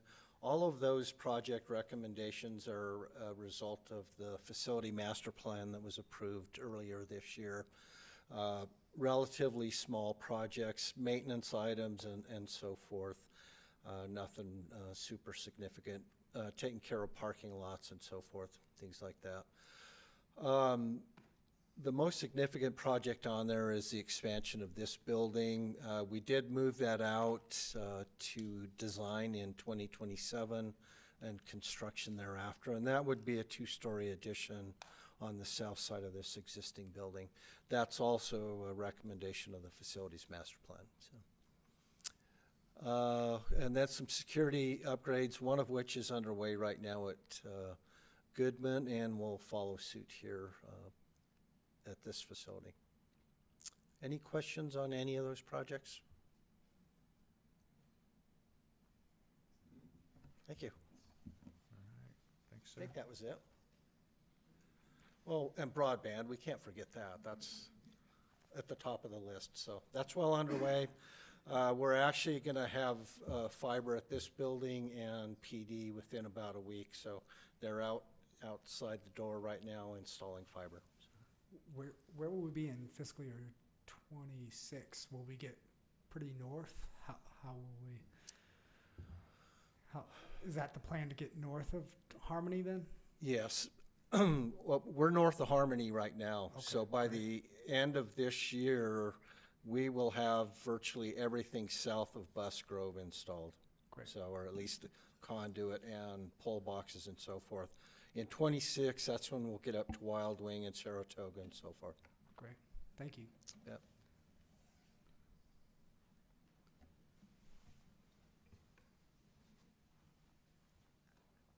Hello, I will take the rest. So what we have before you is our CIP for the next 5 years. The color coding represents projects that we have commitments with, different agreements where we have entered into it with development or other things where there are timelines on those commitments. The green represents ones that have commitments within the next 5 years, and the orange represents those projects that are in future years that will be coming down the pipeline, but won't potentially, we aren't planning for those in the next 5 years. A lot of these projects you guys have seen before, a lot of them are already underway. If you have any questions on specific ones, that might be easier rather than going down the entire list, as much as I do love to talk about our transportation. Yeah, I have one question. There's a section of Kechter Road just before the overpass where the pavement is narrow and it forces bike riders to ride in the automobile lane. I know there was a fatality that occurred a number of years ago there. Are there plans to, I know I see the widening of Kechter, and I'm just wondering if there's something we could do to at least add the bike lane between where it exists today and about, I don't know, maybe it's 100 yards, 150 yards, so that we add an extension to that bike lane. Yes. This year, we have pulled together a scope and a fee to potentially bring forward to you using some cost savings if possible.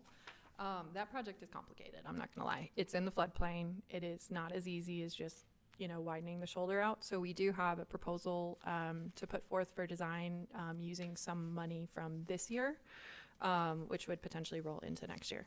So it's possible it could happen in 2026? No promises. It is a very complicated project, and we are trying to make sure that we can optimize that. The Kechter widening that the developer is responsible for does have significant underground work. Their requirement does not begin until 8 years out, so we do recognize the importance of trying to get it done, but we're also trying to optimize and not spend money where it's, could potentially be thrown away. So it's a tricky project, but I think we're on our last hurdle and hope to come to you guys later in November with a potential proposal, Okay, thank you. pending Lisa's blessing.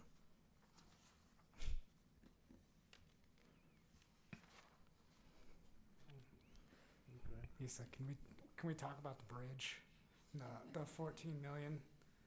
So I saw in there was talk about 14 million in the funding for it. Can you, is that in 2026 or is that 2027? 2027. So Okay. right now, in order to meet all of the projects that we just went over and to meet our operating, given our current revenue projections, we would need to borrow 14 million in 2027. If our revenue projections are higher and our expenses are lower, that amount could be reduced. But Okay. given all of the priorities, staff didn't feel that we could move out or cut another 14 million in projects in order to pay cash. So our recommendation is we probably will be going to debt in 2027 for at least 14 million. Okay. Not for at least, for a maximum of 14 million. I think our revenue could come in better because of the time frame commitment, and we also see revenue on some of these, but it's down the road. So some of the widening will get paid back from Ladera. We just don't recognize that revenue until future years, but we have to build it first. Okay. What kind of is that like a COP? It would probably be a COP, and we would probably use the PD building for collateral as an asset.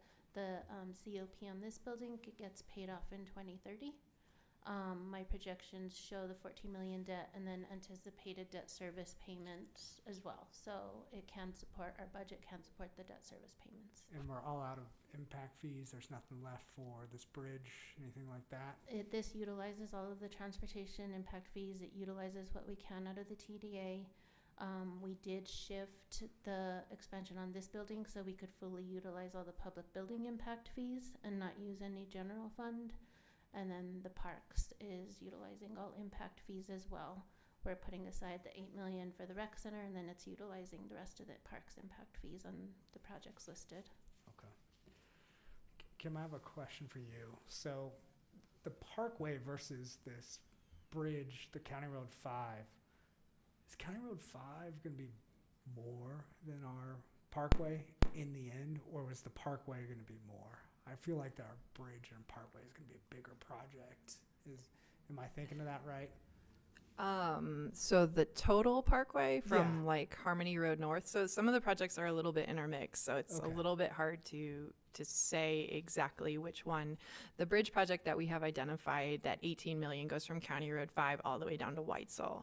Okay. The second part of County Road 5 that would be our cost share to Ladera would be from Whitesell to Kector. Okay. Which is that additional amount. And then Parkway going up, we have 5 million on the board for next year to build the extension piece, and we've spent around 12 million to date, and then we have an additional 3 in 28 to meet all those requirements. Okay, so County Road 5 in general has been a big... Yeah, County Road 5 and Timnath Parkway essentially, and eventually you guys can maybe vote on a new name, but it will become a continuous entity. Yeah, because this has been... Okay. Okay. And it actually isn't County Road, because Yeah. we're paid for it. Yeah. It's Timnath. Okay, so, sorry, I just want to make sure. I was just trying to get And my there's head a- around this entire road now. And there is a lot of cost share with the adjacent developments with each of those projects. So Timnath Parkway, for example, gets 50% back on that road if completed by a certain date. The bridge project gets a portion completed by Ladera, the portion further to the south similarly. But again, some of those are the revenue projections come in. Ladera comes in after we recognize revenue. I think we're last, but landings would obviously come in sooner in 2029. And the 14 million that you're talking about, Lisa, accounts for all that? It does. Mm-hmm. Conservatively. So yeah, in 2029, you'll see our fund balance increase because we'll get paid 50% of the remainder of Timnath Parkway.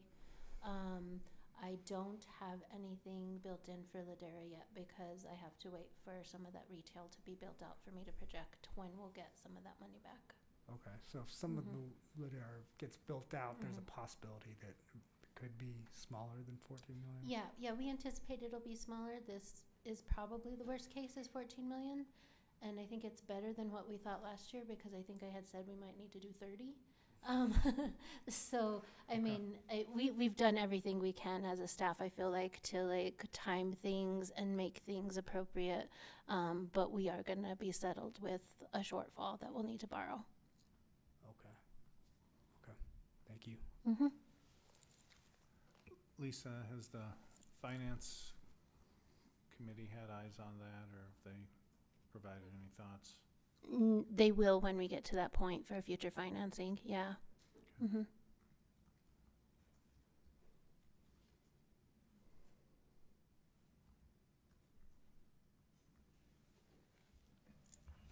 That was really brief. Any other questions, CIP? Like that's a lot of projects, whether it's this one, the parks, both lines of stormwater. Any takers? I'm kidding on the stormwater, but we didn't really hit the tech-related stuff, and I don't know if you have another slide, but I guess I did have some questions on some of those, just in terms of, I understand, for example, upgrading a IT router every 5 years may be ideal, but is it required? So, some of that what's realistic versus what's best case scenario. We don't have a slide on that, but I can have George answer any specific questions if you tell us which line item you're looking at.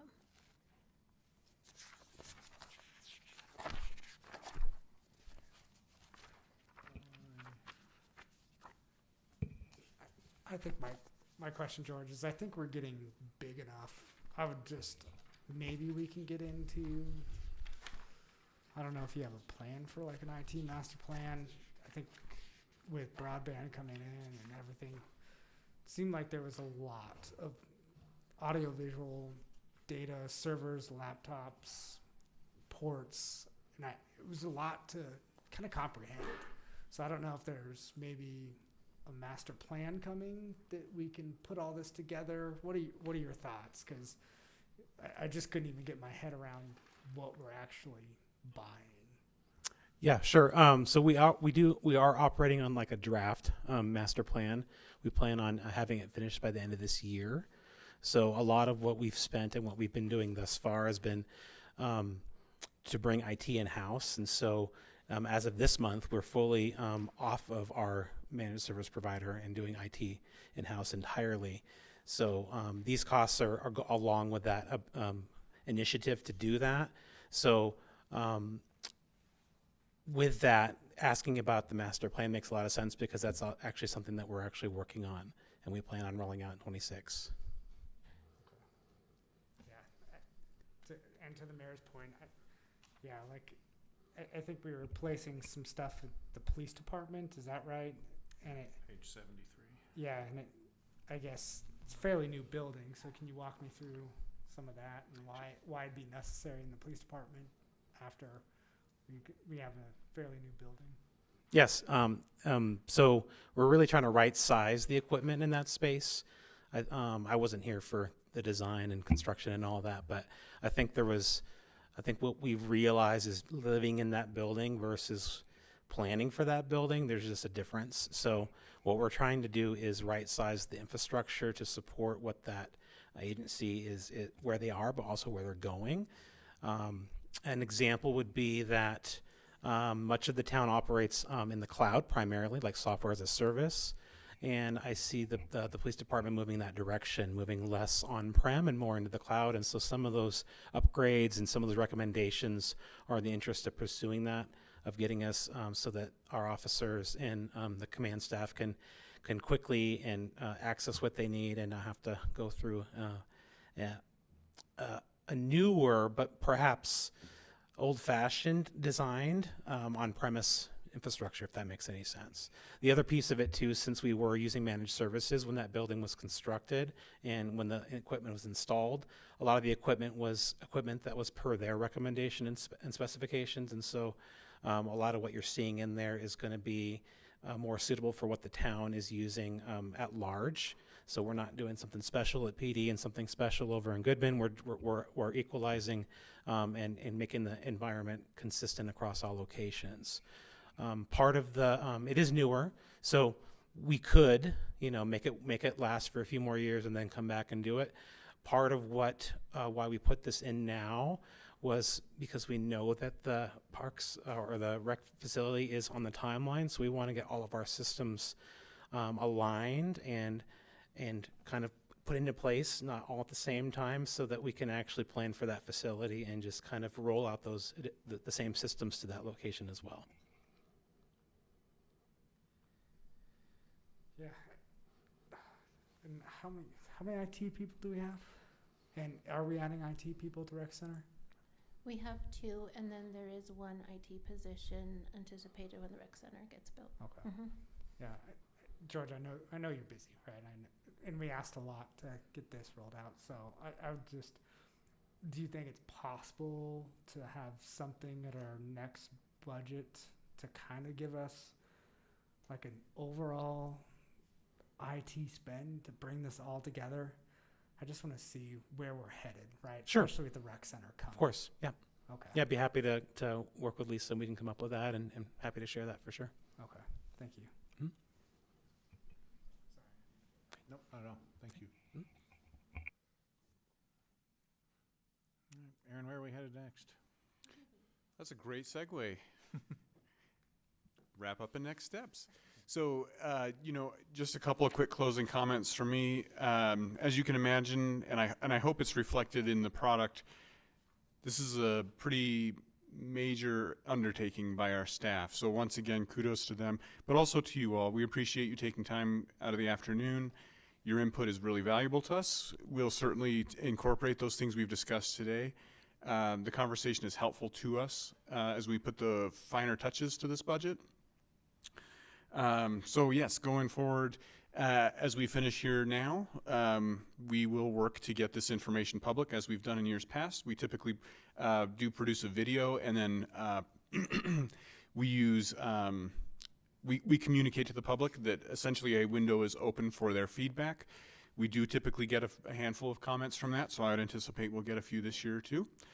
And then once again, this is just a rehash, but to remind us where we started, which is a first reading that will happen in November, and then the final adoption anticipated for December. So with that, I think that concludes our presentation. And again, we thank you for your feedback today. Aaron, really appreciate your work, Lisa specifically, but all the department heads in putting this together. I would encourage council members to continue going through this, email Aaron and the appropriate department head on any specific line item questions. Aaron and Lisa always appreciate when the questions float in, you pushing the answers back out to everyone so that we can see that. And then when we actually get the November line item budget, as much time as we can have to spend with that in advance of that meeting is very helpful. So I know it's a lot to get done, but we really appreciate that. All right. Thank you, everyone. We stand adjourned, I guess. There you go.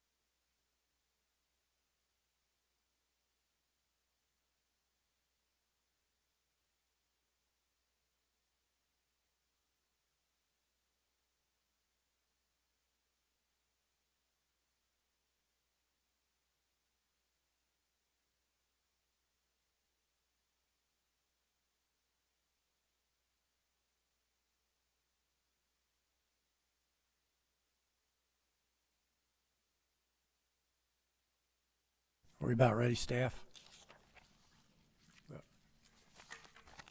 Okay, very good. The meeting is called to order at 5:31, 5:32. May we have the roll call, please, Grace? Chairperson Philip Goldstein, Here. Vice Chairperson Marty Jost, Here. Commissioner Tom Wood. Here. Commissioner Mundy Newland. Here. Commissioner Michael Lowry. Alternate Commissioner Renzo Bianchi. Alternate Commissioner Janelle Mines. Here. Thanks. Michael Lowry's, Yeah, oh. Renzo's here too. Sorry, I couldn't hear you, so. Michael Lowry's on his way. He sent me a text indicating he's stuck in traffic, so we'll expect him to be here in due course. Commissioners, staff, anybody, any amendments to the agenda? Okay, hearing none, we move on to administrative. We'll presume that he'll be here before we have any voting actions. Otherwise, if he's not, I believe the last meeting Janelle would have voted, so Renzo would vote. Am I correct, as far as you know? I believe that's correct. I think so. If he's not here during the discussion, though, it goes to the alternate, doesn't it? Is it? Yeah. What? I don't know that it's ever come up. That's a good point. Yeah, we haven't had that. I would think that that's a good point that perhaps trumps him not participating in the discussion and then voting. I'd suggest we make a decision. Well, here he is. Okay, it's all right for everybody out there in the audience and following at home. We've solved our problem. All right, so there will be none of the alternates will vote. Public comment. This is an opportunity for anybody. There's our commissioner. If he can get in. The door locks automatic. That's all right. Public comment. This is an opportunity if anybody wishes to speak on anything that is not on the agenda. There will be an opportunity on both business items for public comment. Is there anybody signed up or otherwise wishes to speak on anything not on the agenda? Hearing none, we'll close the general public comment. The consent agenda, Commissioners, consists only of approval of the September 16th, 2025 meeting minutes. Any additions or corrections to the minutes, Commissioners, or otherwise? Hearing none, do I have a motion on the consent agenda? Motion to approve the consent agenda? Do I have a second? Second. It's been moved and seconded. The consent agenda be approved. All in favor say aye. Aye. Opposed? Consent agenda carries on a motion carries on a 5-0 vote. We have no general business items. Move on to item 7, public hearings. First one is item 7A, White Wing at Timnath Manor preliminary plat. Chad. Good evening, Commissioners. This application is a request for consideration of a major subdivision preliminary plat for approximately 40 acres of land known as the White Wing at Timnath Manor subdivision. The applicant is EPS Group and the owner is Timnath Land Holding, represented by Mr. Greg Bamford. To start, to just overview the review process and requirements for this hearing. We are in accordance with Table 2.1 of our code. A preliminary plat requires a public hearing with both the Planning Commission and the Town Council. The site was properly noticed through public noticing of a physically posted sign, letters sent within property owners adjacent to 500 feet, and the notice was published in the Coloradan. The preliminary plat, as you see in the diagram to the lower left, is the second stage of the major subdivision process. This is the initial formal plat of a proposed land division showing the intended lots, open space areas, infrastructure, utilities, grading, and circulation. The next step following this would be the final plat of the subdivision. For tonight's meeting, the Planning Commission shall hold a public hearing to review the application and determine if the application complies with the subdivision review criteria. The Planning Commission will then recommend to Town Council with approval with conditions, or denial. Town Council will hold a public hearing on this application next Tuesday at 6 p.m. For a decision. Also important to note within this table, there is the requirement that a neighborhood meeting is held for a preliminary plat to engage with the public in the development review process. That meeting was held here at the Town Center on August 28th. However, being in attendance from staff, we observed that the individuals that were present did not actually reside within the community or the surrounding areas and did not participate within that meeting and chose not to sign in as part of that response. So the property is designated as rural residential in our comprehensive plan. This defines these areas as appropriate for residents interested in a more open space lifestyle, larger lot developments, and equestrian uses. Fewer public street lights, street networks, and sidewalks offer the preservation and development of rural neighborhoods, and residential homes are integrated within the open space and/or agricultural uses. So as you will see, adjacent to open space within the town and other properties designated as rural residential to the west.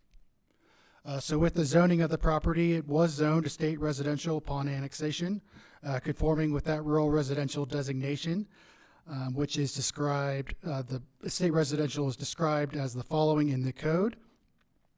This district is intended to be a very low-density residential district. It is characterized by a rural large lot development of single-family detached homes and frequently serves as a buffer between areas zoned for agriculture and residential areas intended for higher density residential or commercial use. So into the proposal. The proposed plat includes 40 single-family detached residential lots within a private gated community and designates approximately 20% of the site as functional open space. A few key elements to note with what is shown on screen. Within the orange area, the box on the screen, and an enhanced design element shows the pocket park requirement for the subdivision as per the open space requirements, allowing for public access into the site. An emergency access easement is being proposed along the eastern boundary of the site, so what you see in the blue highlighted area to the right of the screen. At a preliminary design, this has been reviewed by PFA. Further discussions at final plat to occur. An access easement is being proposed at the future location of a street connection to the properties to the west that is represented in the green box to the left of the development.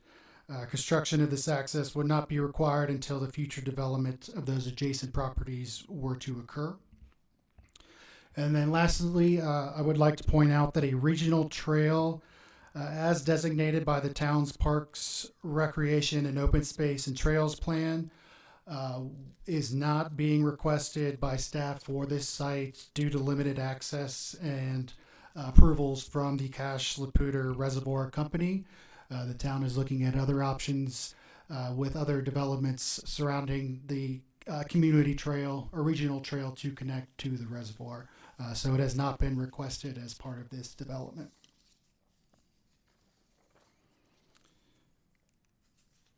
Staff has reviewed the proposed preliminary plat for consistency with the applicable subdivision review criteria, and our findings are as followed or as outlined in the packet.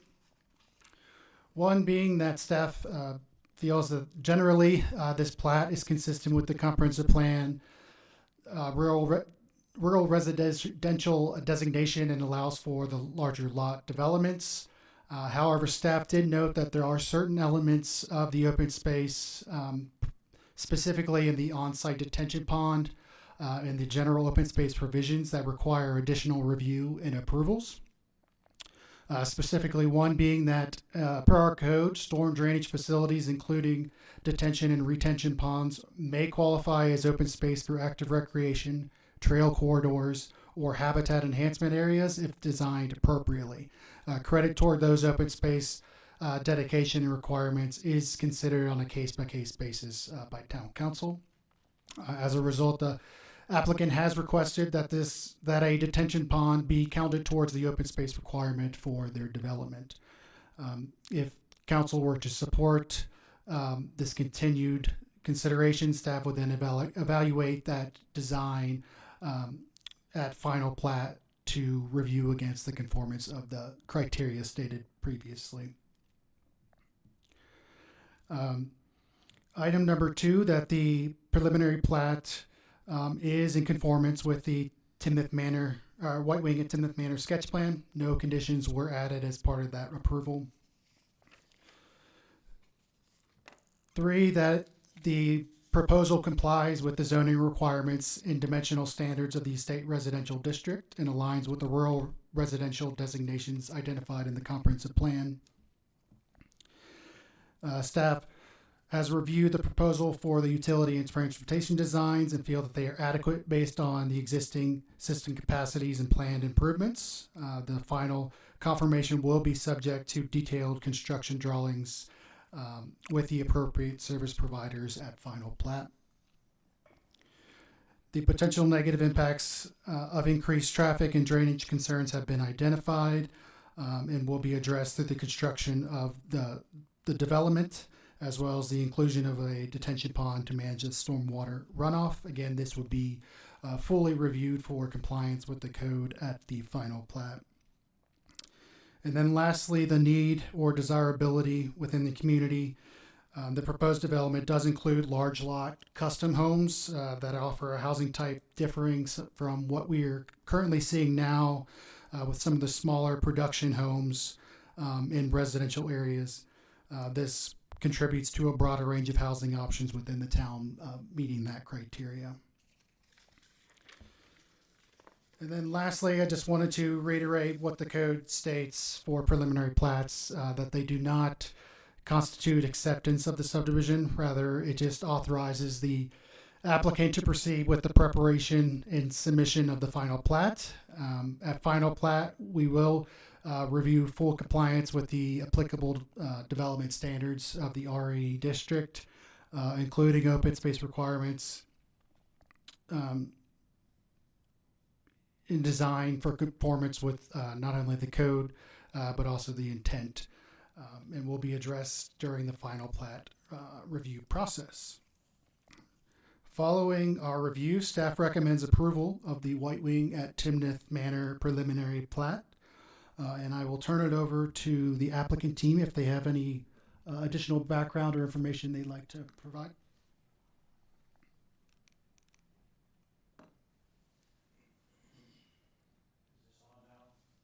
Not yet. There you go. Now we're on? Yes, sir. Okay. Thank you, Chad, for the explanations. My name is Greg Bamford. My real home is about 120 miles straight east of here at Haxton, Colorado. I'm a graduate of CSU back in the early 70s, and we've seized on the opportunity to be part of Timnath over the last few years. How many of you were on the Planning Commission in January and February of 2021? One, two of you? So you've all heard a little bit about this. Not much has changed from those earlier comments, but we've been at this. In January, we will have been at it 5 years trying to work this through to completion. And we've had virtually great cooperation all the way around in getting there. Some of the technical things have been a bit of a hindrance and a time delay for us, but in the end, I think it's going to be a fabulous addition to the community. We have, over the last 40 years, I've spent most of my time in the Phoenix metro area. We've built 5 of these subdivisions there, totaling 535 lots. The same template that we're bringing to this community with gated custom home building lots that give people the opportunity to design and build their own dream house. Most of our lots are sold to individual families that want to do that. And I talk about we, my son and I are partners in doing this. We stay involved through the architecture review process, landscape review process. We help people make their dream come into reality, and we expect that will happen here. The concept, the technical parts of the code and things that Chad and his team have helped us with, I think we have met, and Stephanie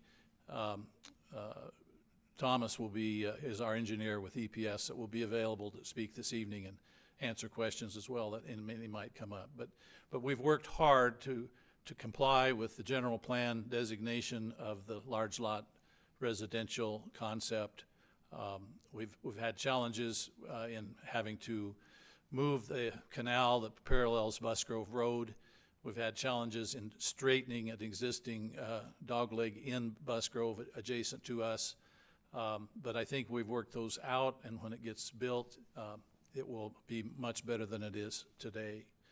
I just want to speak to a few of the points that were in the staff report. You may have noticed, or you will.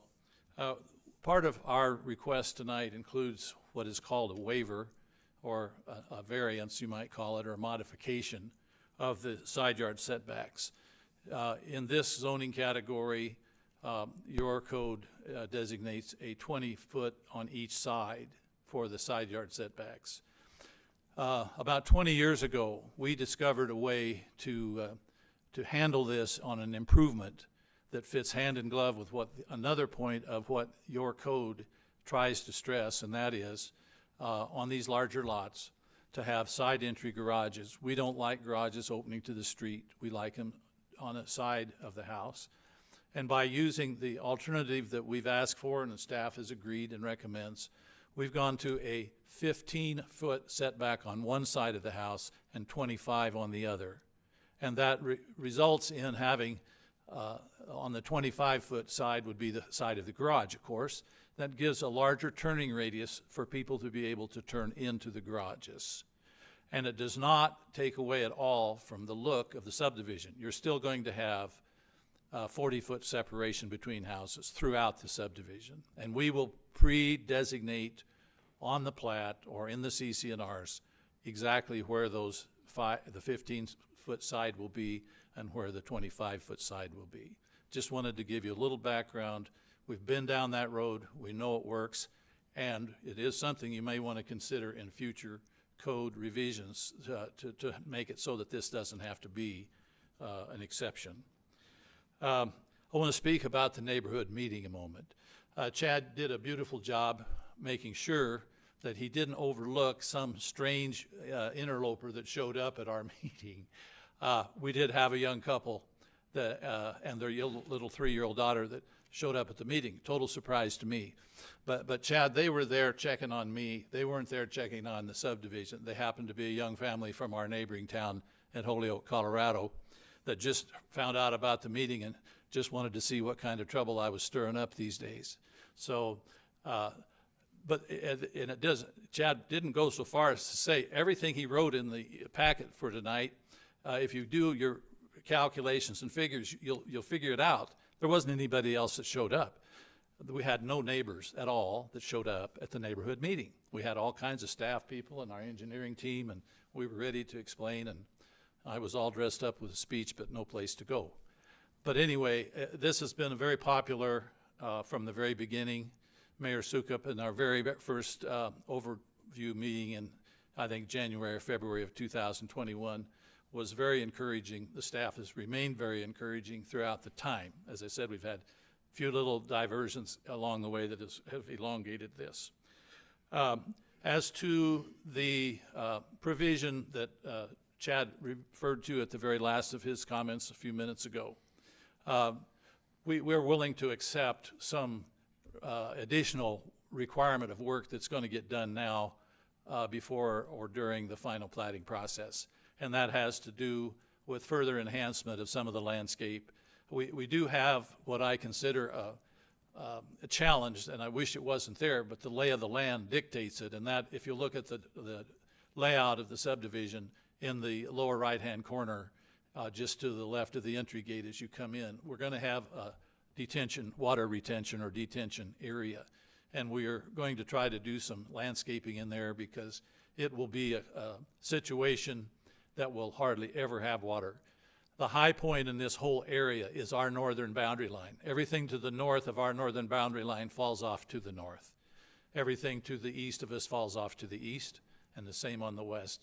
Then, so that leaves the south for our storm drain, and we've got some big pipes, and Stephanie has worked that. We know that we'll handle that water, and there's not going to be any more, maybe slightly more, just because we'll have some impervious surface area on the 40 acres that has not been impervious before. So that's going to yield a slight more amount of water. I will say that years and years ago, this land has been pasture land for it's native pasture land today. But the idea, if you see the middle north and south street in the middle of the subdivision, in that area is an existing drainage way. And the owners thought they could put a little dam down the south end of that, and they planted a few trees around there. But in the 5 years that I've been working on it, and in the previous, all the information I can find, they never had any water in the dam.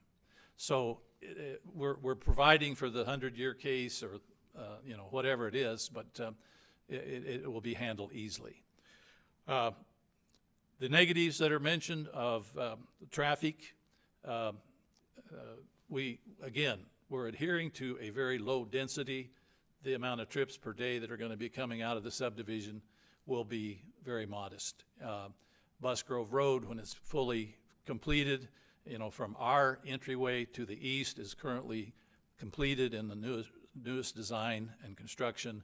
And from that entryway going west to the new traffic circle that you folks just put in on Busgrove Road, we'll be cooperating with Timnath Lakes and all that's going to be involved. And engineers have worked that over till Kingdom Come, and if you haven't finished working on it, you will. But it's virtually designed and complete, and the traffic, I believe, will be easily handled there.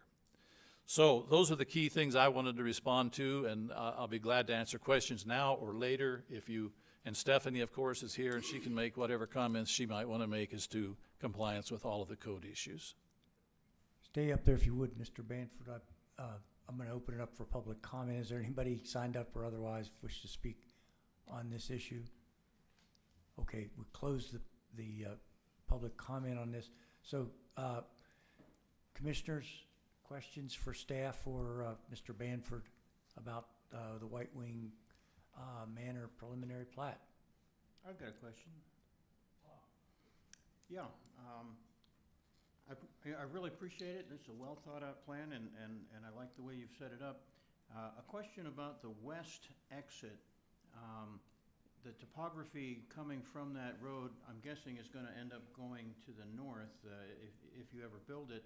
At what point in the development will you try to build that road? Is it going to be built at the beginning, or after 50% complete, or what's your thoughts? Are you just talking about that little stub short, out exit? Where's it going to go, and how's it going? Well, that's been a big question. Last time I was in this room, we were here to talk about a variance, trying to figure out how in the world this connectivity would apply to this subdivision. And it's very, very hard to get it to apply. In fact, one of the key things that was not brought up that night that I maintain is that small acreage, like couple of acres between Lake Canal and our boundary line on our west side over there, I have a hard time considering it undeveloped land. It has 2 homes on it now. One of those homes is just going through a $200,000 or $300,000 renovation. So, and that owner of that land just is vehement about not having that road connecting through there. So with that as a little background, we're just complying with the spirit that was maintained the night that we came in here to talk about the variance, which is to provide the ability for the road. And if it ever develops, I guess it will have to be decided at that time. But for White Wing, it would serve no purpose at all, and but we're providing the space for it. So,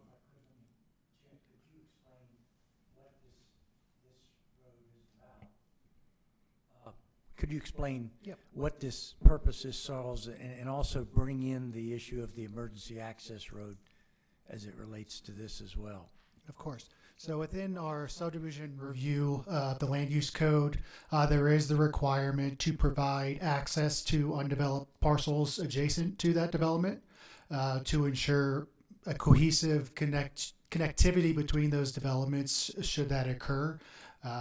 This would help facilitate connections into those properties, but also provide additional connectivity, not creating landlocked areas, essentially. So as a requirement, we did have that part of the sketch plan that this be identified.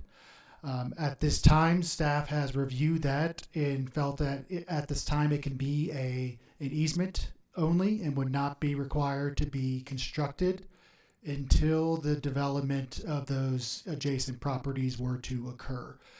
So when that happens, we do not know. We do not foresee that being within the immediate future, but it is there in case there is the future development to provide connectivity and access into those adjacent properties. Isn't there a concern about emergency exits? I mean, there's only one exit to Bus Grove, essentially. No. Yes. So we have. I see the blue line, but that's going to the same place, right? Yes, and so that is a unique situation to where they are very close in proximity. At preliminary, right now, PFA has reviewed that and noted it being compliant with their standards. We will follow and ensure to make sure that there is no issues with that. That it is a close proximity, but as of right now, with this plat, that would be what is proposed as the secondary emergency access. Let me make one comment. Sure. Keep in mind that the divided median entryway and exit to White Wing, each side of that median is 21 feet in width. So you really have 4 traffic lanes, 2 going in, 2 coming out. And so in our recent meeting, which we did meet with Poudre Fire just 2 or 3 months ago to review all of this and to review the existing easement that has been granted from New Cache to Fort Collins Loveland Water for them to be able to get to the water tower that's right on our northern boundary.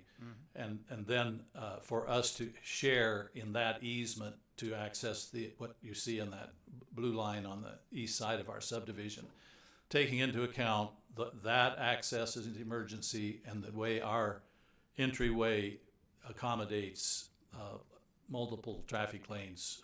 The fire department was very comfortable with that, and we are too. Yeah. I'm just a little bit concerned from a transportation standpoint. I think that western exit is a good thing, but essentially it doesn't go anywhere. And as you mentioned, the adjacent landowner is unlikely to do it, and the topography at the end of that street is relatively steep. The only place for that to theoretically go would be to go north along the canal.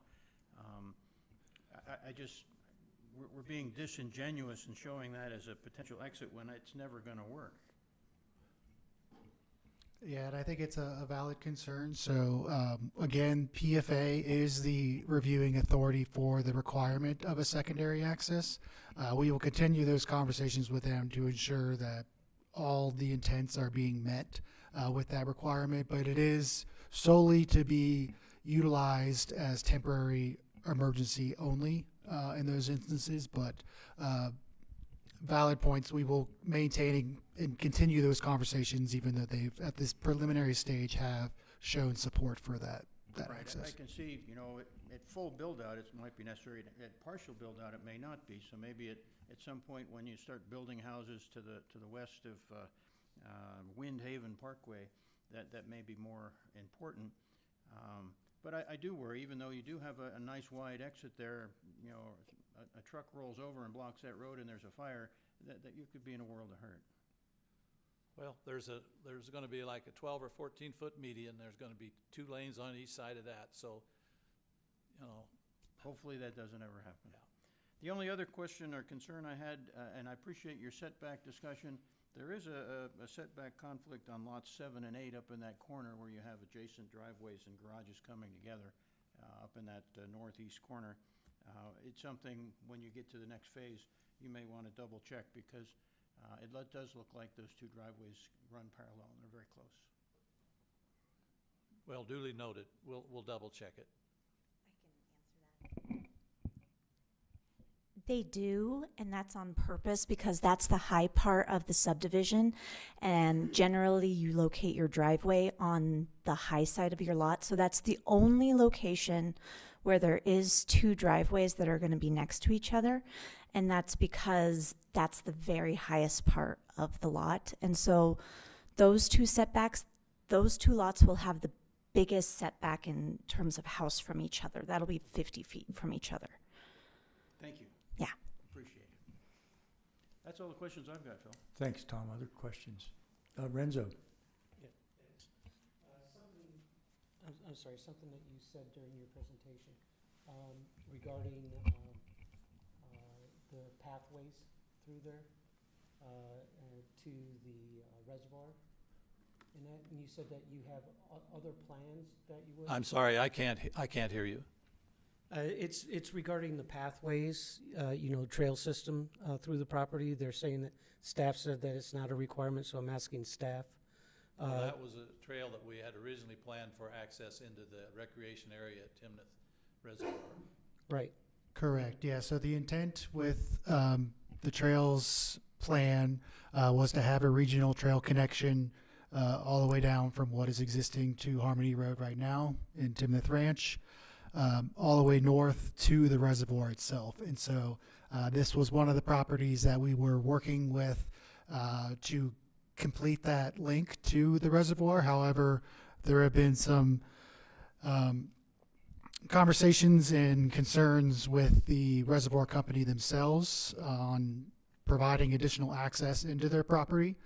So they were not open to the idea of adding this access. So as a result, out of respect of that request, we are working on an alternative that would take the route to the east of Busgrove along the road to connect where the actual reservoir entrance is now.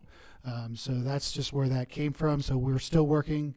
I'm working with Tom and Parks and Public Works to ensure that we are able to connect those trails, but we are not requiring it with this property based on comments from the property owners to the east. So is that going to cause that part to get extended out longer into the future? So that's a conversation I need to have a little bit more with Tom, but I believe that he had planned for a secondary route that would likely align with when this would have developed. So I think that connection itself across the Busgrove, I think we have a proposal or an idea for similar to the timing of this.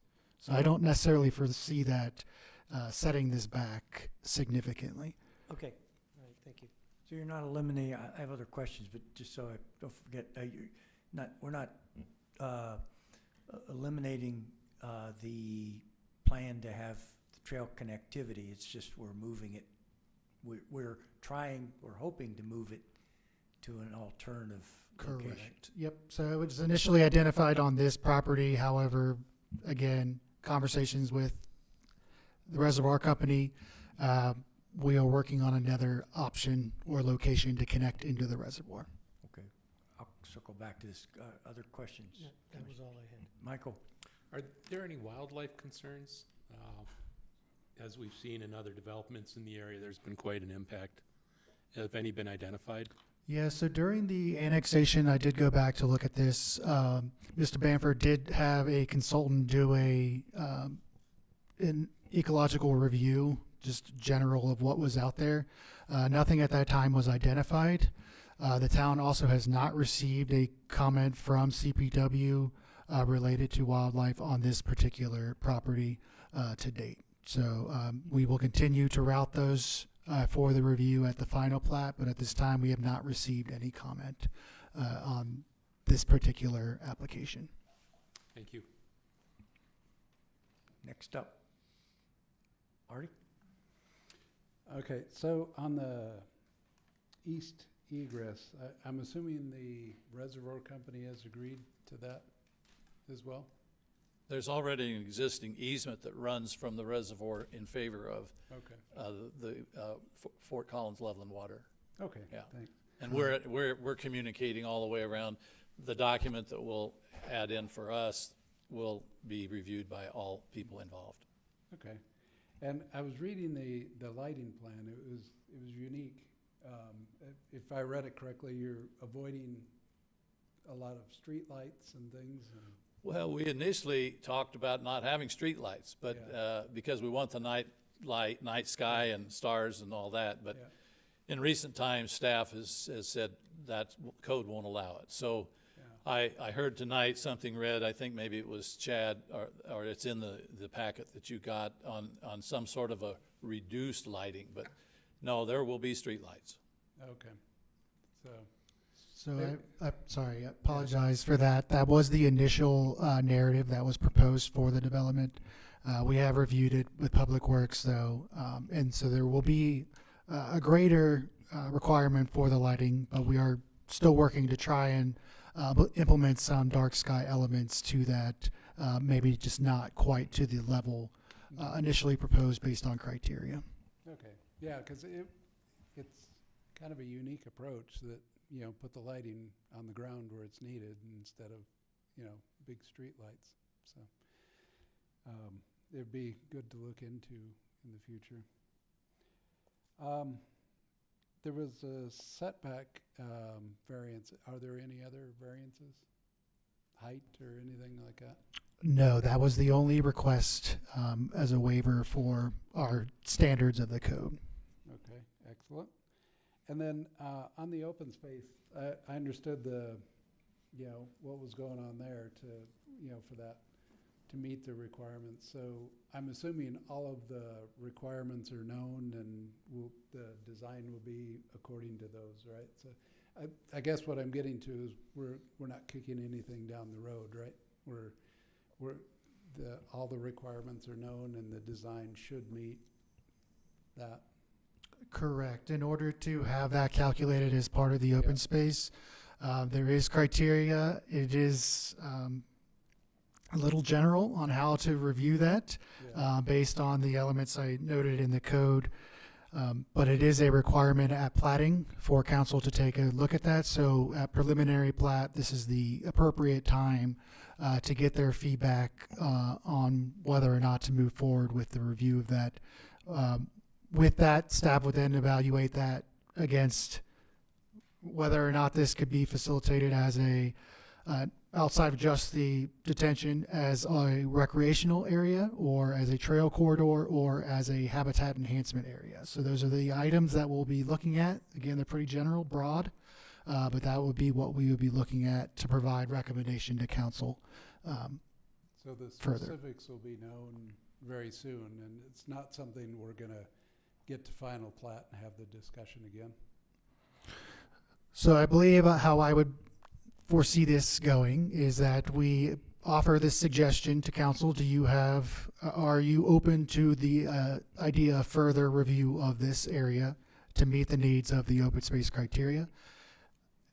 At which time we will review again at final plat at staff, providing a recommendation whether or not we feel what those enhancements were provided meet the intent of the open space requirements. So there would be another review again, I believe, from town council, more discretionary whether or not they felt it meets those broad categories for that area.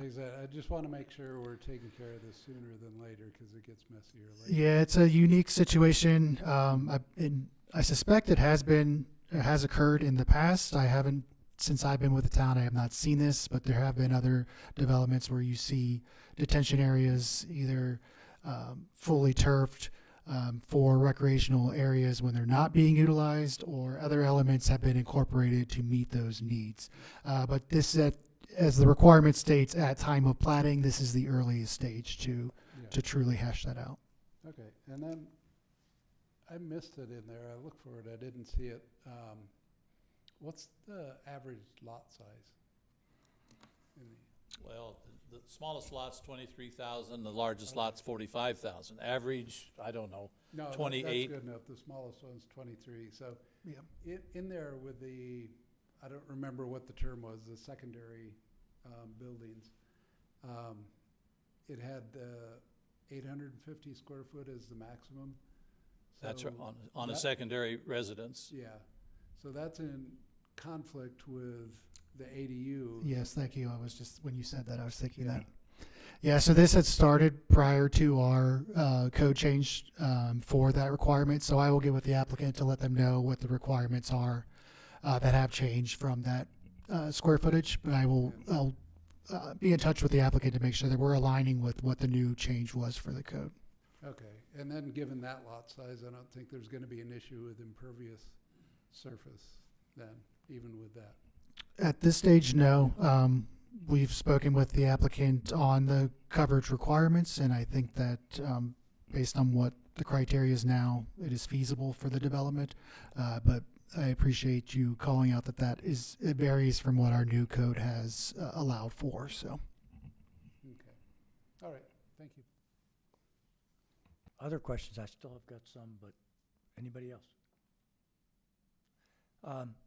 Okay, starting with the open space issue. Were you able, I mentioned when we talked last week during my prep, were you able to call up, there's notable examples in Timnath Ranch of turfed areas serving a dual purpose of detention pond and recreation area, open space area, which I think is an excellent idea. Are you able to call up any of those?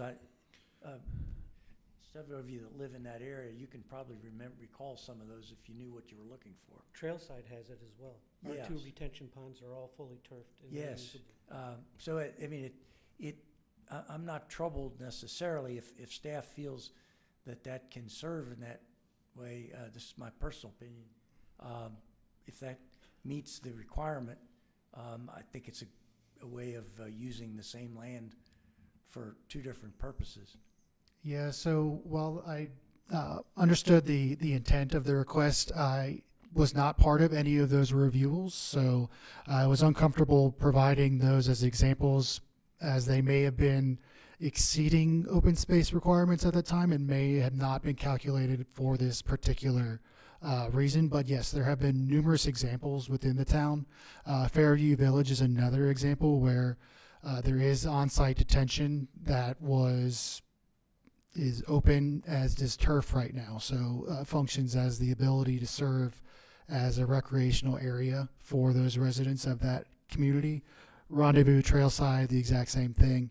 But again, without having been the reviewer of those, I did not want to necessarily call those out as meeting this exact intent of what is happening here. But yes, there is, with a appropriately designed area, this could function as beyond just the detention that would be required for the site, and that's what we would be looking for. So when we talk, as I look at this now, this looks more acceptable than what I envisioned as being what it was categorized as the open spaces actually outside the confines of the development. To me, it doesn't necessarily matter where it is. It's still, as I see, it's still within the confines very much of the development. So I guess I don't have a strong objection to this. What I do want to clarify, if I'm understanding correctly, is that we're not kicking the can down the road to council, that we're coming out of this either this earlier stage, if you will. We're coming out of this with a recommendation that we endorse this, should staff tidy up whatever loose ends there are with this, or we don't endorse it. and there has to be a plan B. That makes any sense. Correct. No, go, Pod. One take off. question related to that. So when you looked at this, like you said, it's expected to be dry. It's always, the existing dam has been dry for how long? Did you anticipate to look at, even with 40 lots that are now watering, and irrigating their landscape with runoff, even with that, it's expected to stay dry? Well, we'll still have the provision to handle the stormwater. Mhm. I mean, that it'll be only in the lake or the retention area for a period of time. We have to be able to drain that within a certain period of time. All those provisions are going to be part of our plan.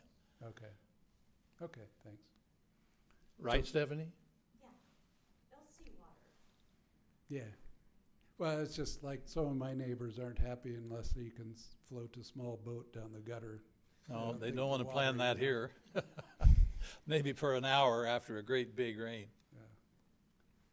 So, Chad, mine probably came across as a statement. It was really still a question, is are we coming out of this tonight endorsing this as a satisfactory way to meet the open space requirement, or what exactly are you looking for us to pass judgment on just this open space issue? So generally, it should just be the criteria of the subdivision review. So whether or not you feel it is meeting those criteria that I've outlined. This is a consideration by town council on a case-by-case basis. So I feel if you have a strong opinion one way or the other, it would be acceptable to share those on this specific item as we've identified, being the open space. But ultimately, it is, do you feel that this is meeting the criteria of the preliminary plat, with the understanding that staff will have additional conversations and review with the applicant team to ensure compliance with the code would occur at final plat. Yeah, my concern, statement, question, whatever it is more related to my colleagues, our colleagues' excellent point that we don't want to get so far down the road, but it doesn't sounds like we're close on this one. Is that safe to say? We haven't been able to complete a full review to actually demonstrate an opinion favoring or not, based on the level of detail of the plan. But with council's support, I think we can work with the team, the applicant team, to get to where we need to be as far as the code requirements. And if that includes their recommendation of this open space area, detention area, then that would be part of the ongoing discussions with their team. Okay, so to move on from this particular issue, and I just got a couple more, it won't take very long. I can add a little color. Yeah, please. Okay, thank you. So the intention of that detention pond, right now we've added some bouldering walls to give some differing planes of what eventually will be vegetation, but at preliminary design we really focus on where the trees are going to be, and then we start at final design, we're going to start adding in the shrubberies and really jazzing up the whole area with a lot of the habitat enhancement items. It's just that they're not shown right now with preliminary, but we've been essentially creating this these places around where those boulder walls are going to be, where the habitat enhancements can occur. Okay, when hearing that, the wall and everything else, not to beat this one up too much, but certainly mindful of what goes forward to council so that they know we're doing our job. That makes it sound even more like, or less like a open space that is suitable for recreation. Help me add color to that if you would. Yeah, please. so the topography out here, I don't know if you have ever driven on Busgrove, but the topography of this particular site is incredibly varied. And right in this particular location, it's actually today as it sits, it's pretty steep already. So the side slopes coming down from White Wing Manor will be fairly steep just because this site sits really high. And so there will be a small area of flat area, but there's going to be a significant amount of slope in here. So it's about, we're working with the topography we're given. We're kind of locked in. We've got Lake Canal on one side. We've got Timnath Reservoir on the other, and we're kind of sandwiched on a really steep site. So what we're doing is we're working with the topography that we're given, and we're going to be adding a lot of more like pollinator gardens, stuff like that, to where we can use the area, but it's not, I don't think you'll want to go throw a ball there. I think you'll want to throw a ball over in our pocket park. You may want to sled. You could do some sledding. Where is the pocket park? It's in the lower left corner. That's the enlarged area here? Yeah, and we've got a big turf area with seating and some shelters. Okay, so I'm gonna. Okay, well, after you could read my mind. I was gonna. If any can's getting kicked, it's kicked to you. Are we? You're satisfied with it? We're not, because I agree with you that we don't have another situation and we were getting too late to the game here. So Chad, what, as it sits right now, absent of any serious concerns, and it doesn't appear there will be on this particular aspect, what would you then, how would you communicate this to council, just so when it gets to them next week?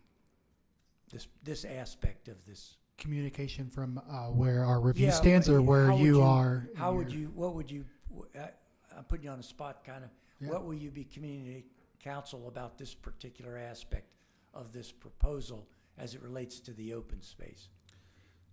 So I would convey similarly to what is within your packet, that there's a general conformance to the code and comprehensive plan with this platting, being that it is preliminary.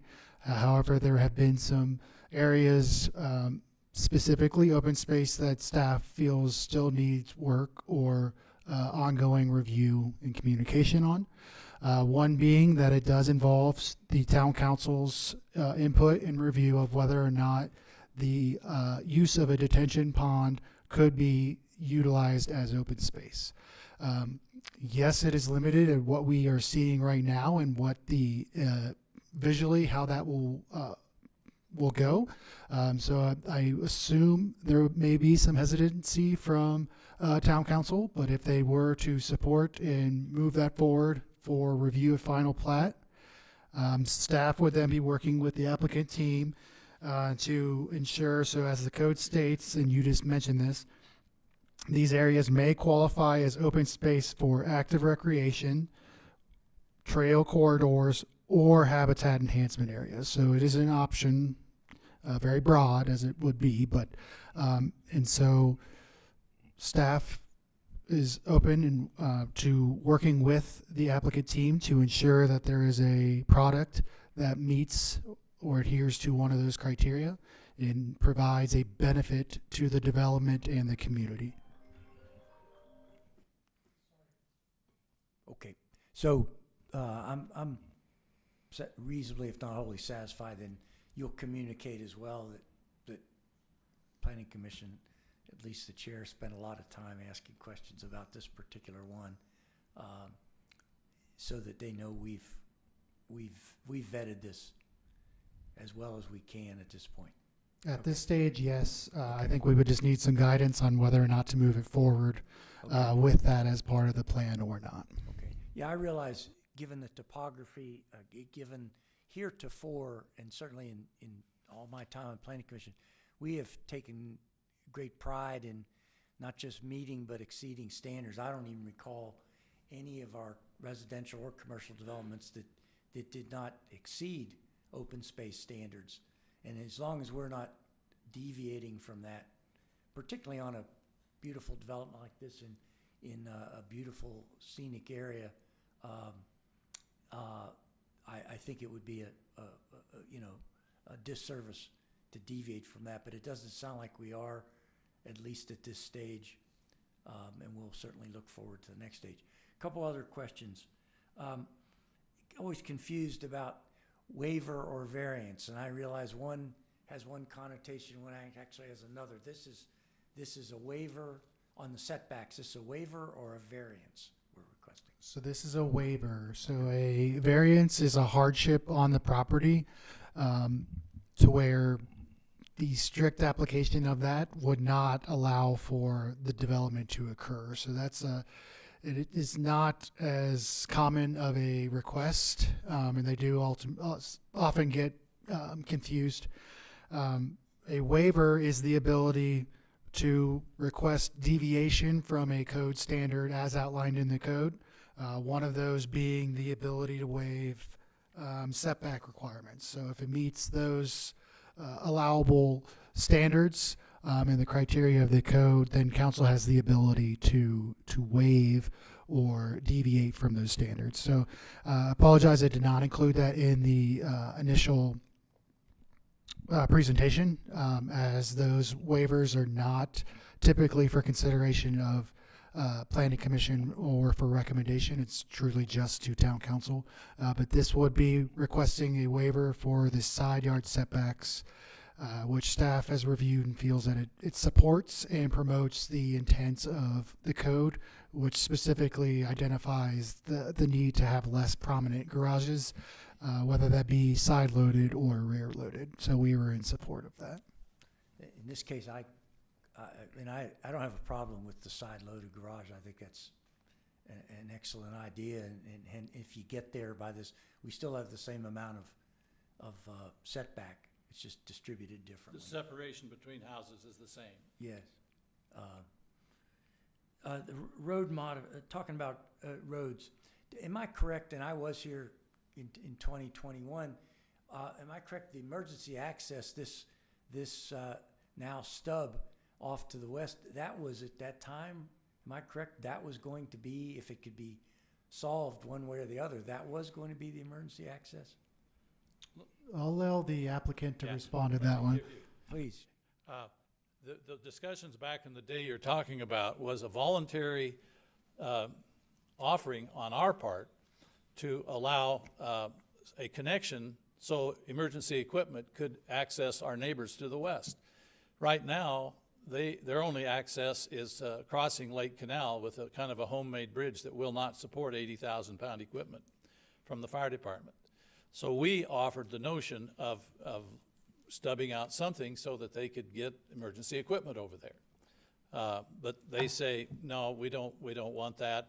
We're not required to do it. So that's why we only address the potential future connectivity issue with that's what you see on the map today. What was it? So this is we are not. Does this at all present any problems down the road? No pun intended. That we years from now look back and say, I wish we had done this or agreed to or disagreed to this differently. Is this just always likely to be a stub to nowhere, if you will? So that's to be determined. So that's part of kind of why we have it in the criteria. Is you don't know exactly how some of these parcels or adjacent areas are going to develop. It could be that those properties never further develop, needing this requirement to connect into it. However, in case of that scenario, that is a requirement there. From PFA's perspective, it is not the developer's responsibility to have it as a secondary access to those parcels. So as it not being a requirement or the need or support of that adjacent property owner, it has not been utilized as emergency access in the temporary. Should that develop in the future, though, that would be provided as a secondary access, which would meet connectivity, but also for serve as a secondary access for emergencies as well.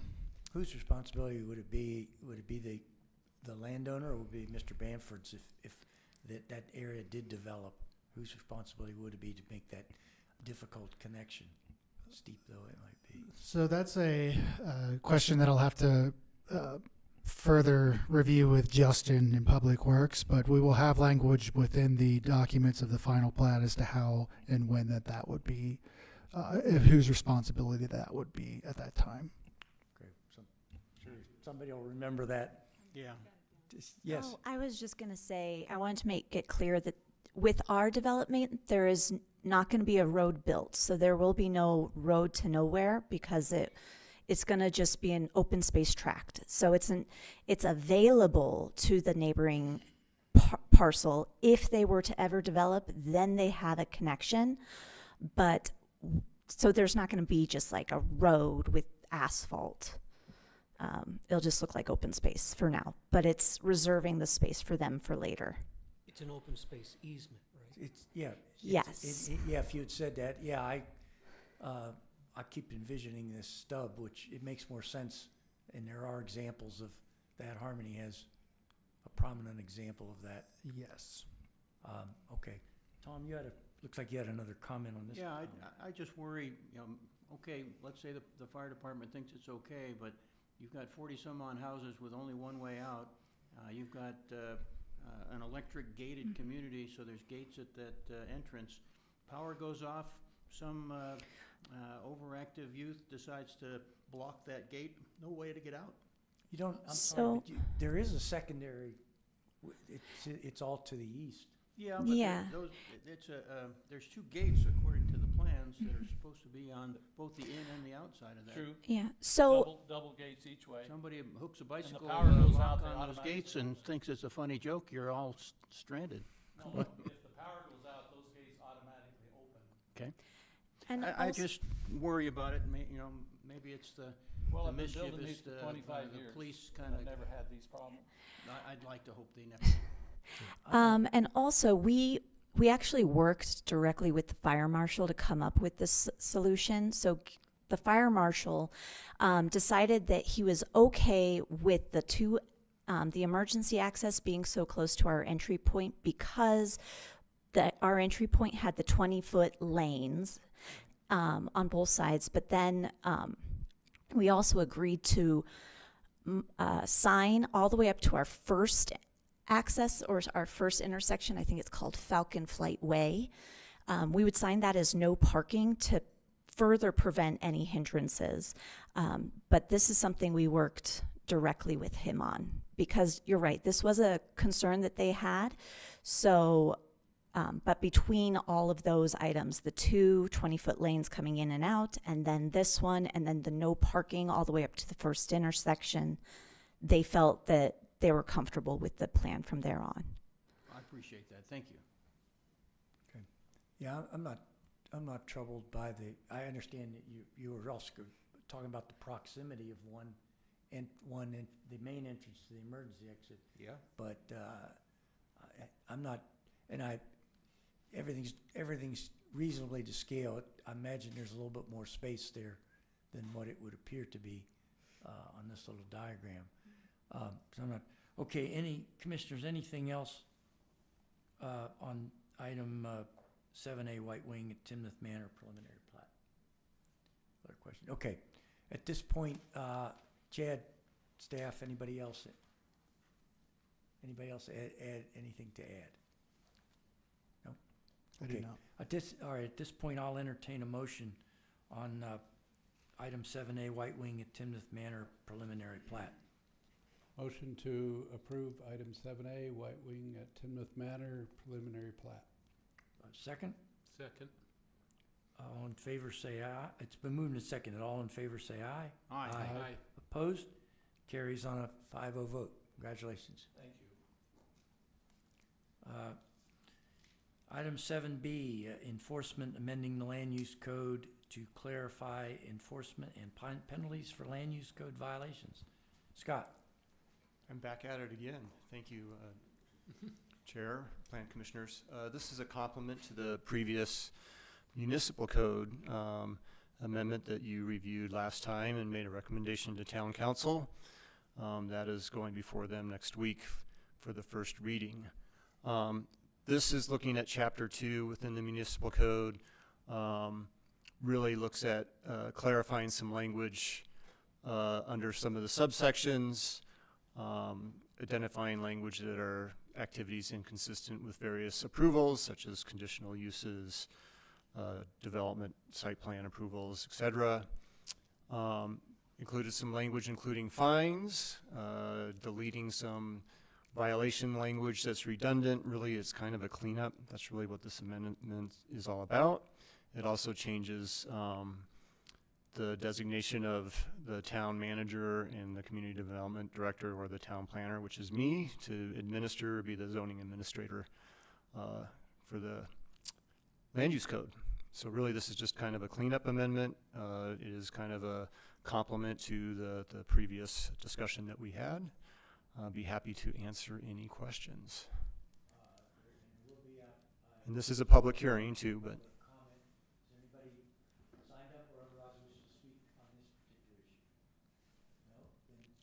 Public comment and commissioners' questions for Scott. So Scott, you're the zoning person now?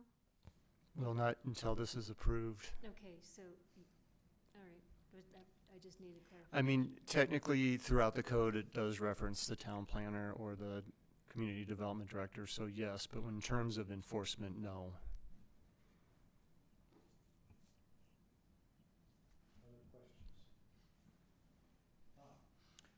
Yeah, I'm still bothered by the language that you're not changing. For example, the definition of weeds and those issues, which I think are so vague as to be silly.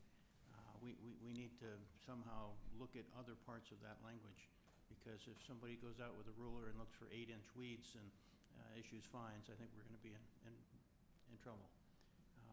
And the definitions are not clear. Somebody with sunflowers in the front yard could be in violation.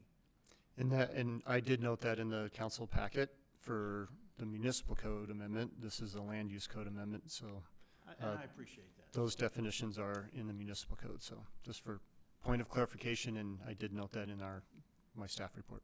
Thanks. I really don't have any other issues. I think this is a needed cleanup. Yes. Scott, it would be, given the fact that we only had 4 commissioners here last time, what perhaps would be helpful for everybody, what's changing and what's not changing? I mean, I know what's not changing, but just plain simply, So it's what's changing? Big picture. During my time here, we have a contract with Safe Built that performs our enforcement activities. The town has a website where residents can submit complaints. We go out and investigate those complaints. We also have a contract with Northern Colorado Humane Society to deal with animal control. And so when you get into code compliance, there's various aspects in the code, particularly weeds is a very common complaint we get. Shoveling snow in the winter is another common complaint that we get. Parking trailers and RVs and recreational vehicles for longer than 72 hours is another very common complaint we get. Those are code compliance issues that we have to go out and enforce. In looking at our code and in our enforcement practices, both with the municipal code and the land use code didn't align correctly, and so these two amendments to the municipal code and land use code kind of brought them into alignment, so there is consistency so that our enforcement team can follow up with those requests to do those investigations. Again, we're not at a capacity, we don't do proactive enforcement. Generally our enforcement team works a lot with the home builders to be a little bit proactive, but when it comes to residential other complaints, it's really driven by complaint driven, and we go out and investigate. And largely, this is just, again, to bring alignment with the municipal code and the land use code so that they are able to follow through with those enforcement practices. Commissioners, other questions? I've still got a couple, but I'll finish it off. The only question I had on this is, you're consolidating the roles and all that.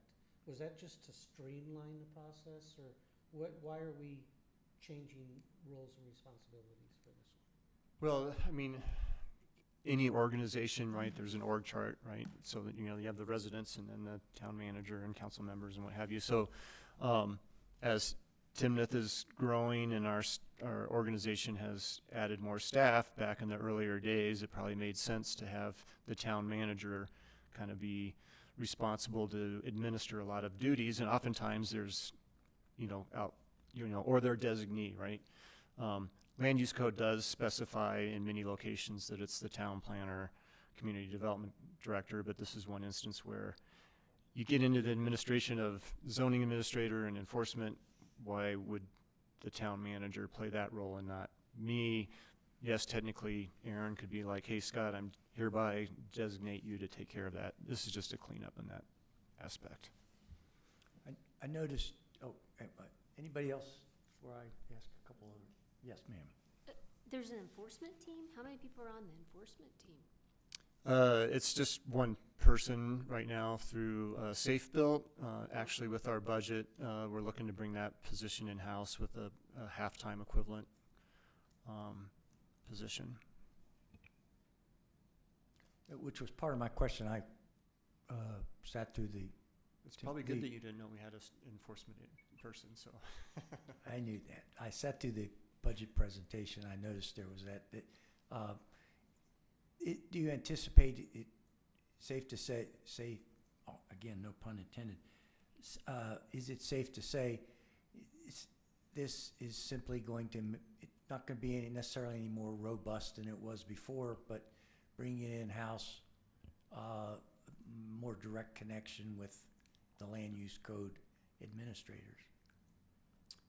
It's not going to be more robust. I do a monthly report to council with permits issued and enforcement cases, and off the top of my head, I can't think of any one month that we've had more than 30 complaints. I mean, generally they're probably in the neighborhood of 15 to 20, so it's not a high activity type job. Some of these things can take a lot of time, so a lot of it's building those relationships, particularly with developers, getting in advance of that.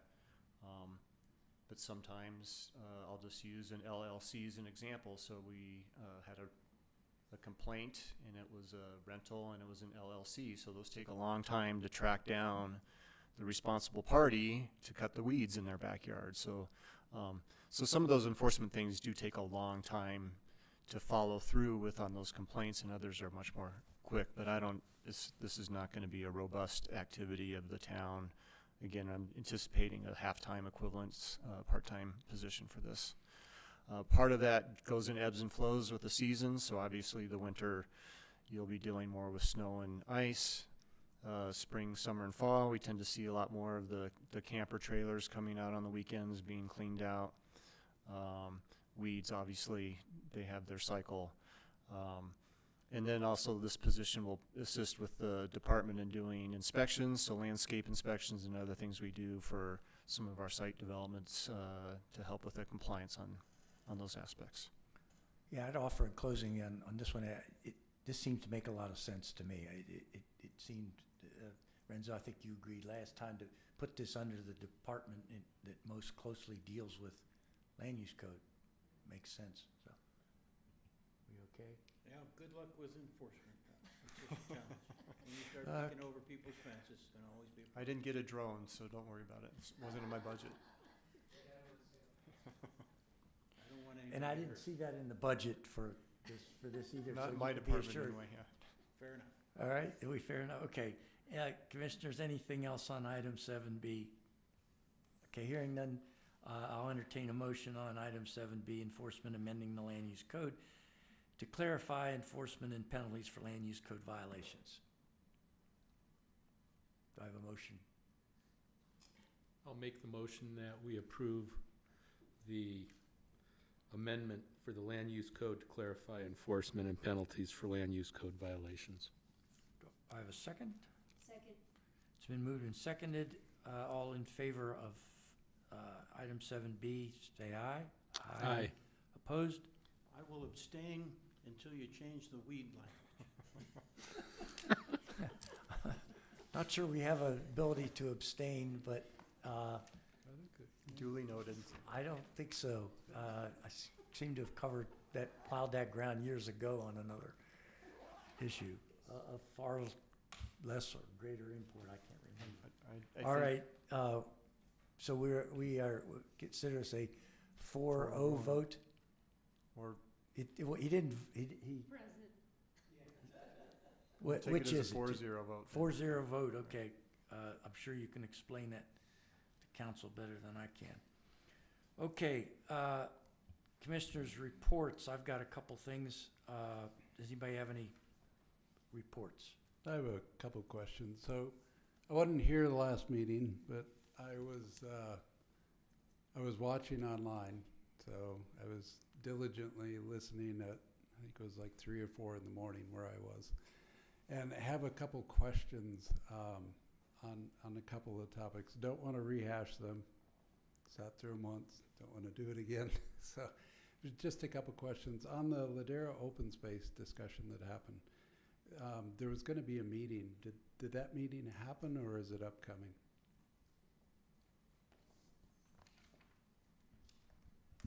An initial meeting did occur with the applicant team. However, there will need to be subsequent meetings in order to have a predictive outcome with that, but there was a follow-up meeting of that. Okay, and I'm assuming since we had that first meeting, we have a little bit more concrete ideas of what good would look like? We are working on that, yes. Okay. Second one was, I thought the well discussion was really interesting. Filled in some blanks that I didn't recall from the original discussion years ago. That one also was going to have a meeting. Did that meeting happen yet? Because I thought that was more near term that was going to happen. It's tomorrow. Oh, it's tomorrow.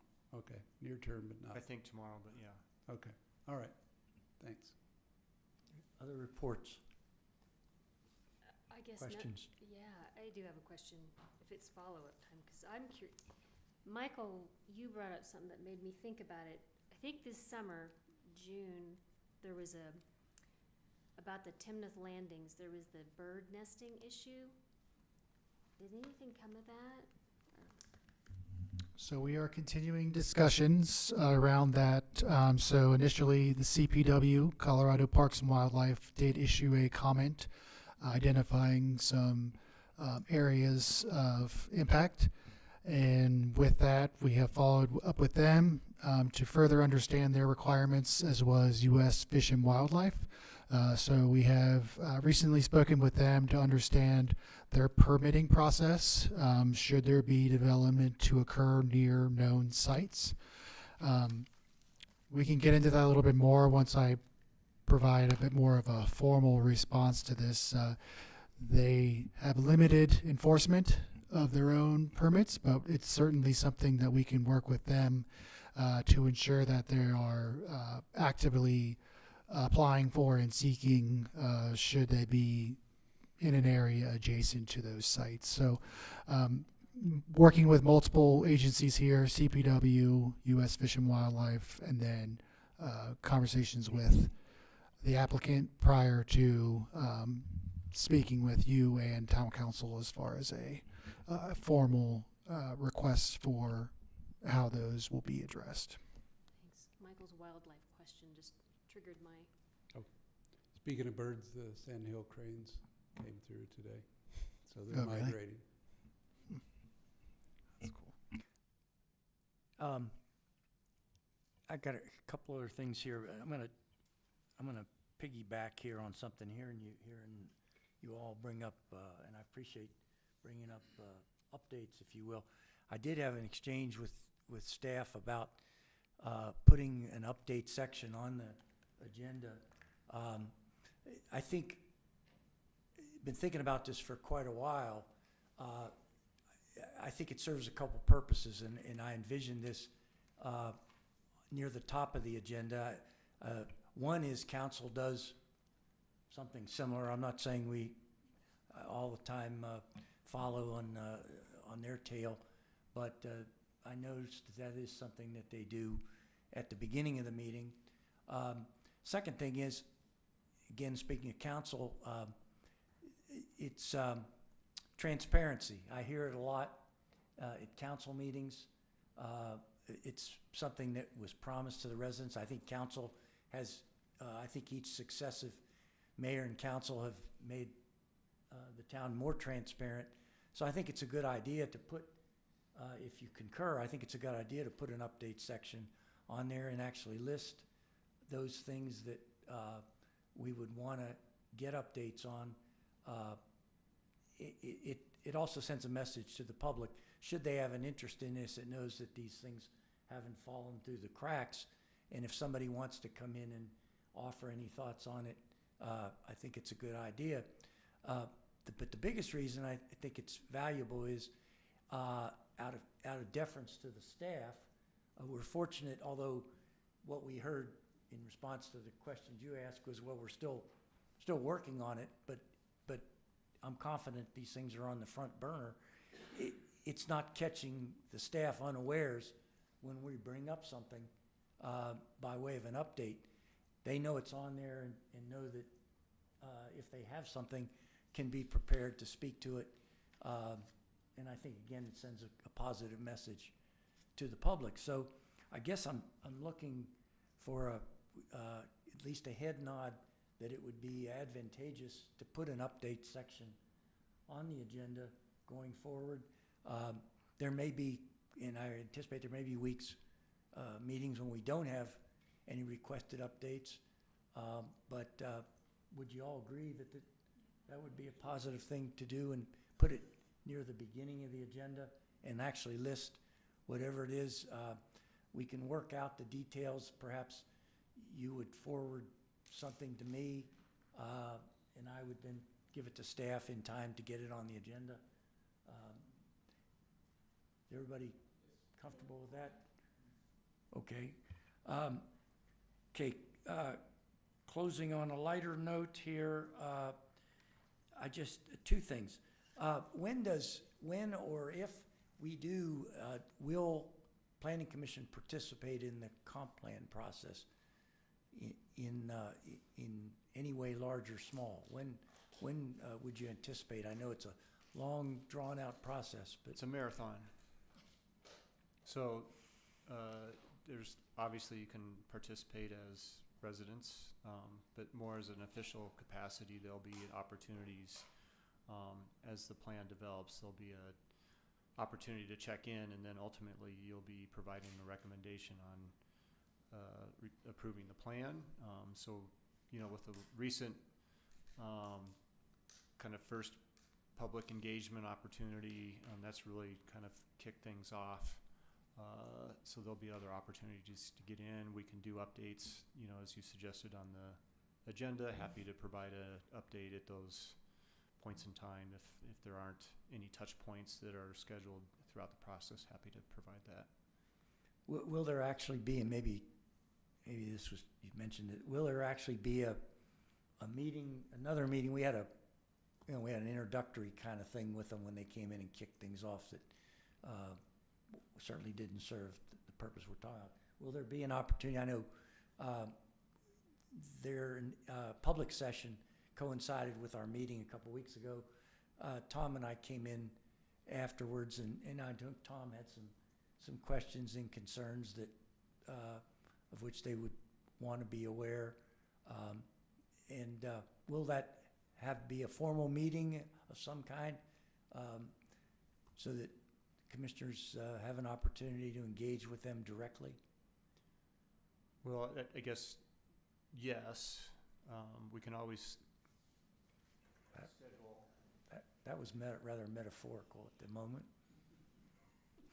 Yeah, certainly we can schedule a time with the commissioners to do that. And then as far as when I hear formal, I think of more of a formal review and recommendation by the commission, which is going to happen. That's just near the end of the process. But yeah, there'll be opportunities to engage moving forward. So Okay. Would you want that opportunity? I mean, the process has changed. I've been through, this is the third, at least the third.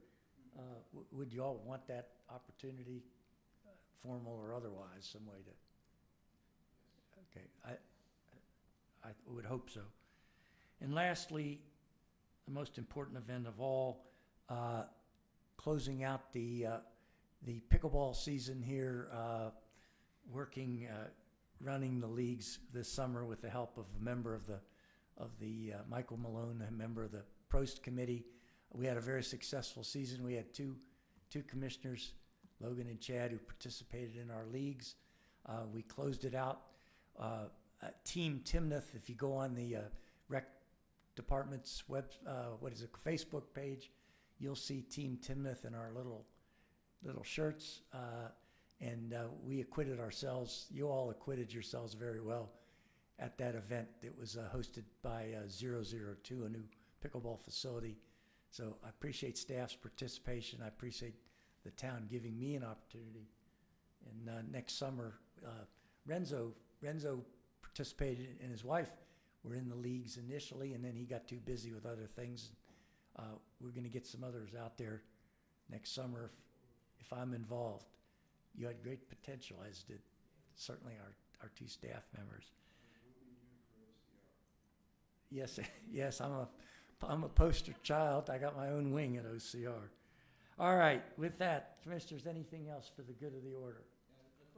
Put your mic on.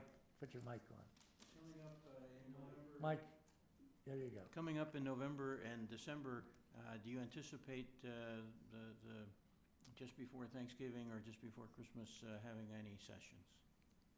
Including 2 weeks from now in October, I meant to ask.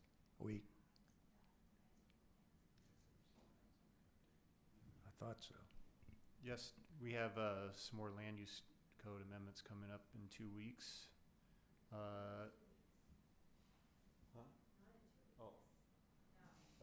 on, Logan. November? Yeah. Yeah.